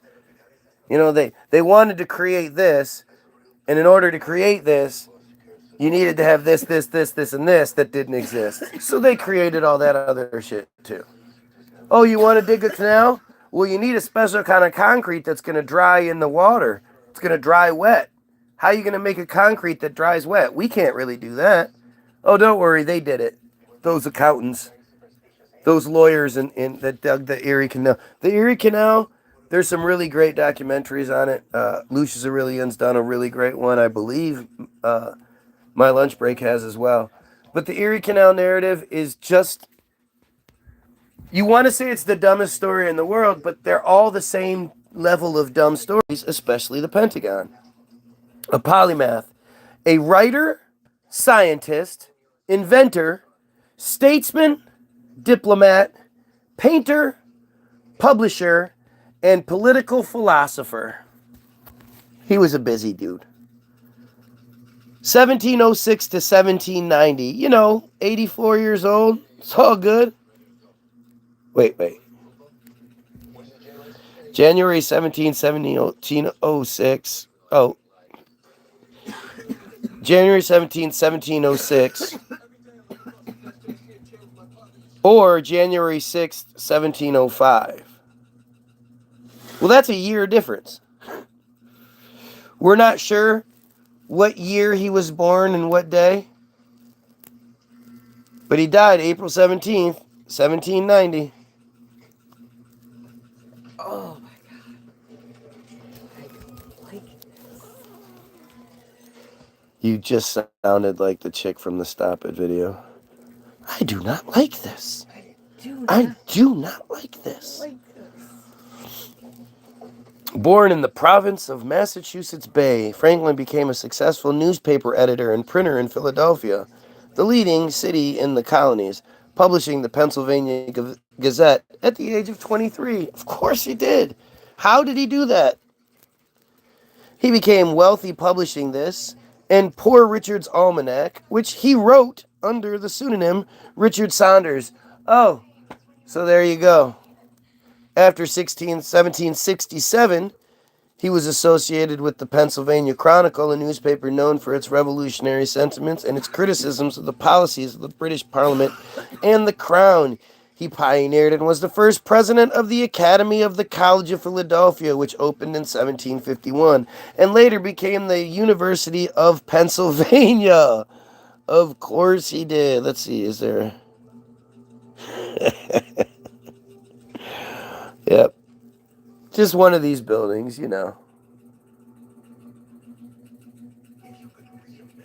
Got it. That's the University of Pennsylvania. Wait. The Academy of College of Pennsylvania was a boys' school and men's college in Philadelphia in the colonial area province of Pennsylvania. Let me guess. They specialized in Greek and Latin, because it seems like when you start looking into these schools, these old boys' schools, preparatory schools, colleges and whatnot, their main focus was teaching Greek and Latin. Founded in 1749 by a group of local nobles that included Ben Franklin, the Academy of Philadelphia began as a private secondary school, occupying a former religious school building at the southwest corner of 4th and Arch Street. This is occupying a former religious school. In 1749? So when was the original building built? The Academy taught reading, writing, and arithmetic to both paying and charity students. The College of Philadelphia was founded in 1755, allowing the granting of advanced academic degrees. The medical school of the College of Philadelphia, founded in 1765, was the first medical school in North America. Of course it was. And I can't look it up because it's not blue. In 1791, the College of Philadelphia merged with the University of the State of Pennsylvania to form the present-day University of Pennsylvania. Ben Franklin was first president of the Board of Trustees and authored the Constitution for the Academy, which was notable for its emphasis on modern languages and science in place of Latin and Greek. So this is the one school that wasn't teaching Latin and Greek, because everything else was. And afterwards, they continued to. It's actually really fucking goofy when you start looking into the history of it. The building that housed the academy had originally been set up in 1740 as a charity school supporting the ministry of George Whitefield, with a hall for him to preach in, although Franklin, who had a hand in it, made sure its use was wider. See, again, you would think that being the president of this institution like this, board of trustees, in a day and time when you had to, you had to ride horses everywhere. And this is another thing. So Ben Franklin, what did Ben Franklin eat? Where did he get his food from? Where did anybody get their food from back then? There weren't grocery stores. Just trying to get by in everyday life would be very difficult. Ben Franklin's always pictured as this big fat guy. So what was he eating? Where was the food that he was consuming coming from? Were there really just people like out there? I mean, I don't know. Were they hunting for themselves? Did they know the hunter? The hunter, and then who prepped it? Who cooked it? The cooking process was a long, arduous one back then. So who was cooking the food for him? Where was this guy getting his nourishment from? Was he eating out all the time? Were there all these restaurants set up that he could just go get a fucking meal at? Like what? This is one of those things that never really gets talked about in any of the narratives. You hear about Napoleon and his 300,000 troops marching along the this, that, and the other. Who was feeding 300,000 people? And blah, blah, blah. You would need extra calories to be able to do shit like that, to be able to do that and perform well. And it's not like these people they had this lifelong military. According to the narrative, Napoleon would make all the people of the region would have to, the men would have to leave their homesteads and then come join this military. So they weren't like they were trained soldiers and shit. And then who took care of the homestead while they were gone?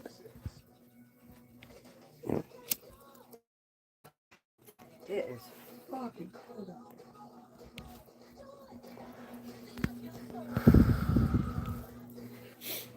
These are things we never talk about.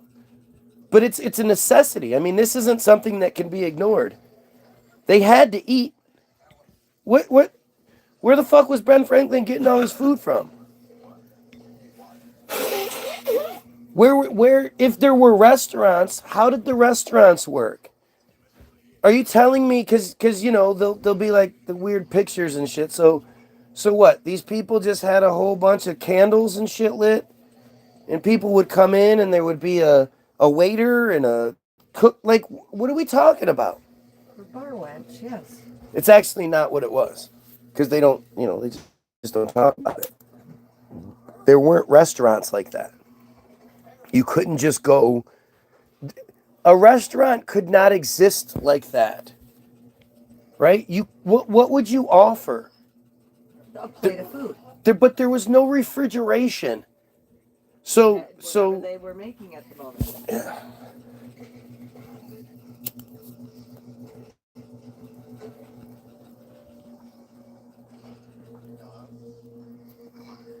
I mean, that's a viable answer, I guess. But even still, that's really far-fetched and hard to wrap your head around. Like, these systems that just so restaurant would make food, you'd go eat food. You didn't have any sort of choice in it. And Ben Franklin's this big fat guy. And that's never what you really see depicted. What you always see depicted is these large spreads of tons of beautiful chickens and hams and, Henry VIII and the chicken leg that we all think is in the picture, but it's not. The Academy opened the secondary schooling of boys on August 13th, 1751, with a charity school opening shortly afterwards. The building that housed the Academy had originally been set up in 1740. Oh yeah, we did this. The college was granted a charter in 1765. Both house and ground were vested with trustees expressly for the use of any preacher or any religious persuasion who might desire to say something to the people at Philadelphia.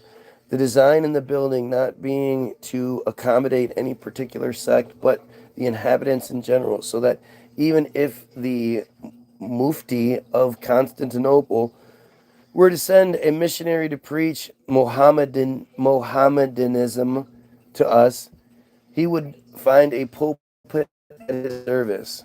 That sounds like the U.S. we grew up in. But just think about it. So some random religious person shows up in the town. Again, all of these people in the town are doing everything they can to just get by. And yet somehow, like, what are we talking about? You know, like, this guy would show up and then people would not, they would not have to work and they would come listen to him speak. And how would they know he was there? What advertising did they have? Somebody write, come see the guy on the thing. And he would just, I mean, think about how ridiculous the narrative we're told is.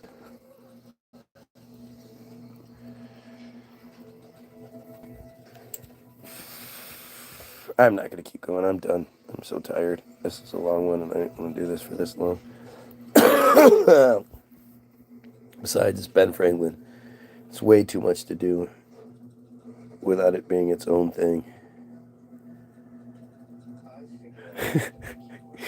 An 1881 illustration of Franklin's birthplace on Mill Street in Boston.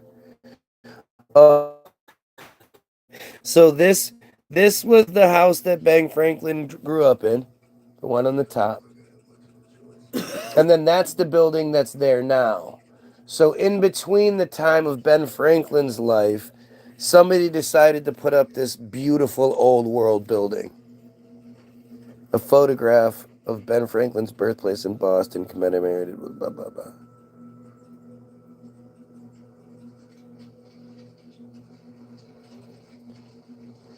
Yeah. This is the original building. Oh, what they didn't show. Ben Franklin was, that Ben Franklin house was never there. And look at how the street goes.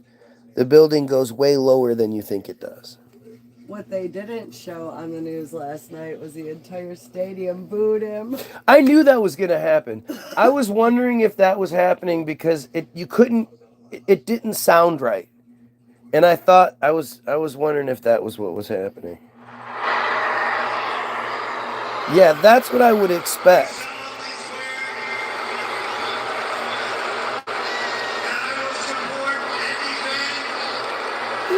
Can't even talk over him.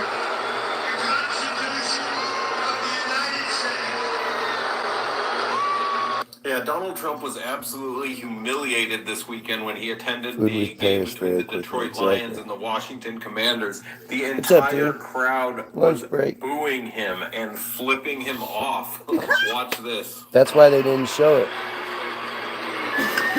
Yeah, I wouldn't imagine he would fare well with Lions fans. No. And Washington.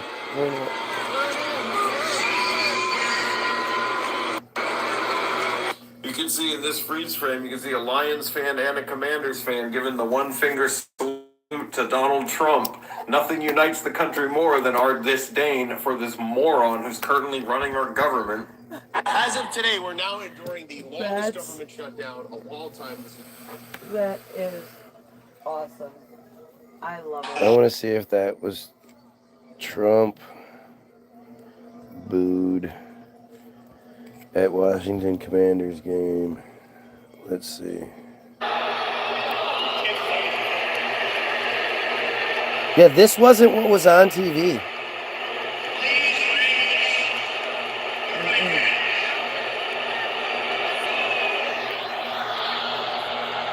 Wow. I'm glad that was because I totally forgot. And I wanted to look it up. I'm so glad you brought that up. Tired of sifting through jobs that don't feel like the right fit? Introducing Indeed Career Scout. Wow. I want to hear him talk about how he's the most popular. That is fucking awesome. Yeah, this is what it looked like. Like you heard this.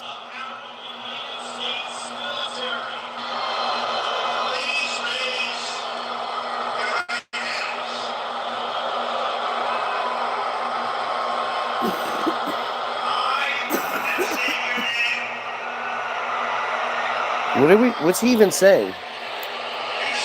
I'm going to uphold the Constitution of the United States. Fuck you.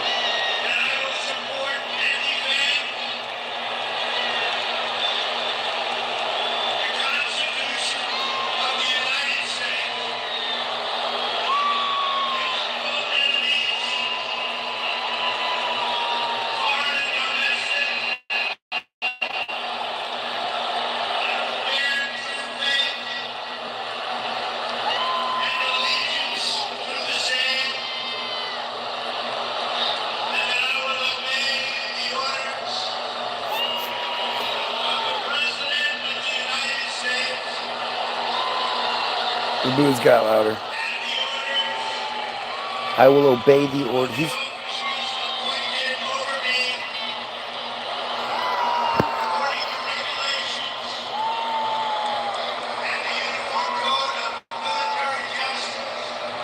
This is Nazi shit.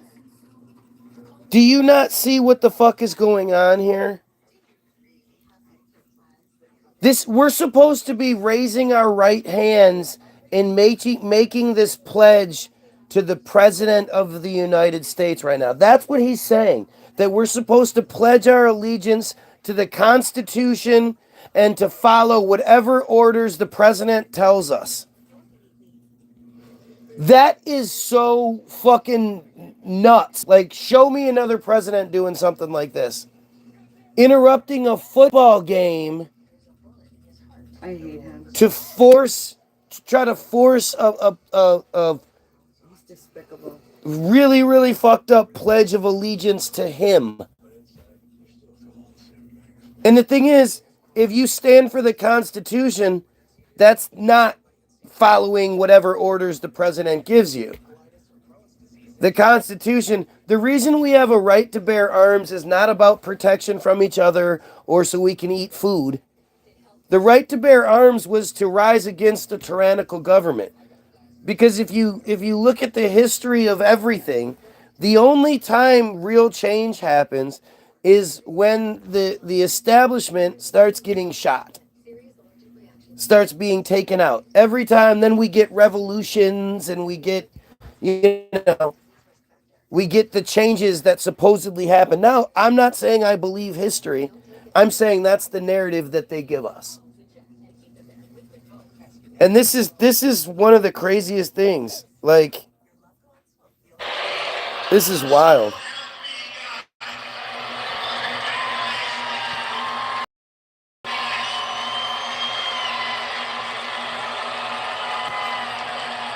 What the fuck?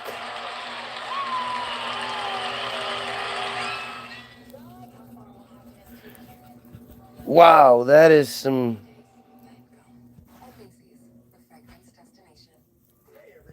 Military Appreciation Day.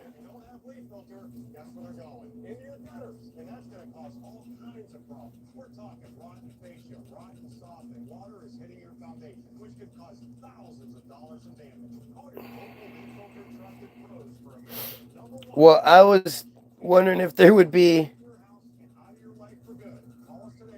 a bunch of, like, if it would be just one angle and maybe you could say, oh, that's a doctored video.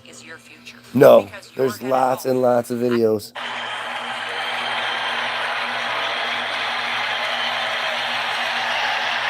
This is the World Series game.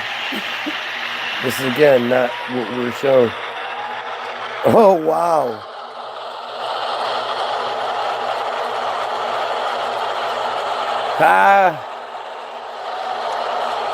That's what happens when he showed up to the World Series and they showed his face. Then they show military people.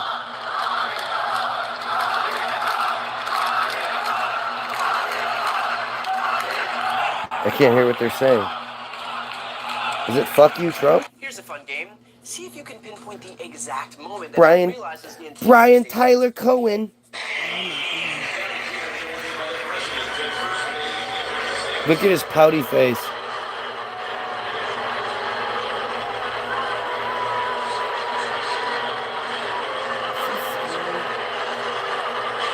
And they're just smiling like everything's good. Oh, there goes his teeth. He's like, they don't like me. It's not a hard game. Trump's introduction came after the third inning during Game 5 at Nationals Park, where Trump finally got to see firsthand how Americans who aren't his desperate rally-goers actually feel about him. In fact, Trump showing up at the World Series was the first time I during think his his rally presidency goers are that all he's been just at any Washington sporting actors. event. He hasn't even eaten at a Washington restaurant that didn't have his name on it. Although that's probably for good reason, considering the booze in the stadium reportedly reached as high as 100 decibels. Granted, he was insulated by a group of Republican congressmen, but I'm sure the president could still hear the less than warm reaction from the crowd, even over Matt Gaetz' groveling. The moment came as Trump decided to show up, despite the Nationals refusing to extend an official invitation. Whereas presidents usually throw out the ceremonial first pitch when they attend a game, Trump probably bristled at the very predictable prospect of getting booed. He would look like a dumbass. Bask in the adulation that he craves. I can't more than imagine anything. he throws a good And pitch. considering he took only 4% of the vote in Washington, D.C. in 2016, it was probably a safe bet that he wasn't going to get the reception he wanted at the stadium. And so while Trump didn't throw out the first pitch, he did make a brief appearance on the big screen in the outfield, at which point the stadium switched course from cheers to boos in an instant. There was one chant he could would have been recognize, laughed with at. the entire stadium yelling, "Lock him up," although lock I'm him not up. sure he found too much comfort in its familiarity. And by the way, it wasn't just the boos and the chants. Fans also unfurled a massive banner reading "Impeach Trump" in left field, and another banner reading "Veterans for Impeachment" behind home plate, just in case the... This was 6 years ago, my bad. The first pitch was instead thrown out by world-renowned chef and humanitarian Jose Andres, and especially... So it's been happening for a lot longer than we think. That's why they got so good at it last night. It's crazy to think, like, this wasn't what was shown on TV at all. They made it sound like it was all cheers.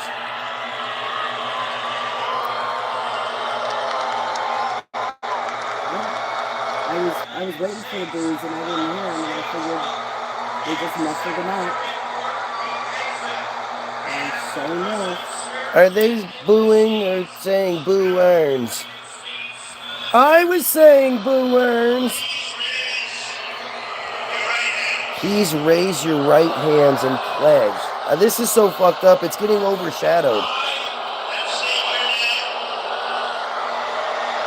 What's actually happening is being overshadowed by the boos.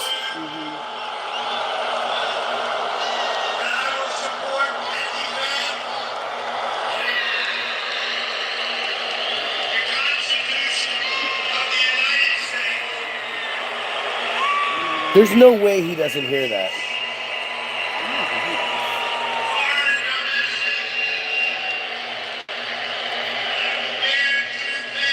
He just tells himself they're cheering. They're saying boo earns. Boo earns.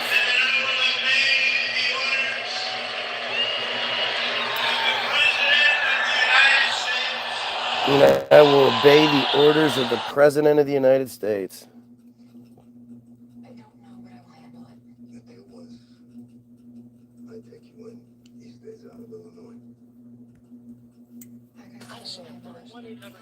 The name of our firm matters to us. It's my father's name and his... No, they're saying boo earns. Boo earns. Are you saying boo or boo earns? I was saying boo earns.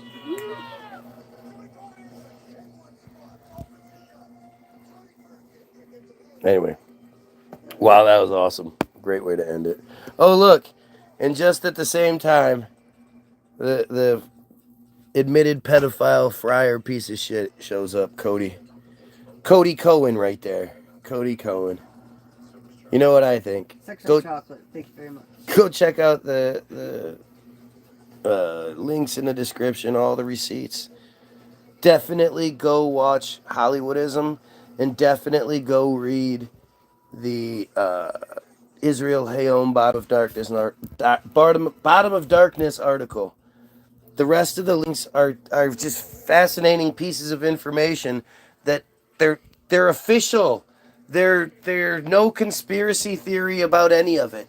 Everything I provide you is either the official narrative or their narrative, like Hollywoodism or Israel Hayom. Like, There's nothing conspiracy theory Alex Jones provided. Go get your free download, www.the-bilderberg.group.com. It's free. Link is in the description. When it asks you how much you want to pay, I'm going to use that word they hate so much. It's free. Just put 0 and it's free. All we ask is that you share it with someone. Go check it all out. Have yourself a great day. And very much most important thing I ever say is you pedophiles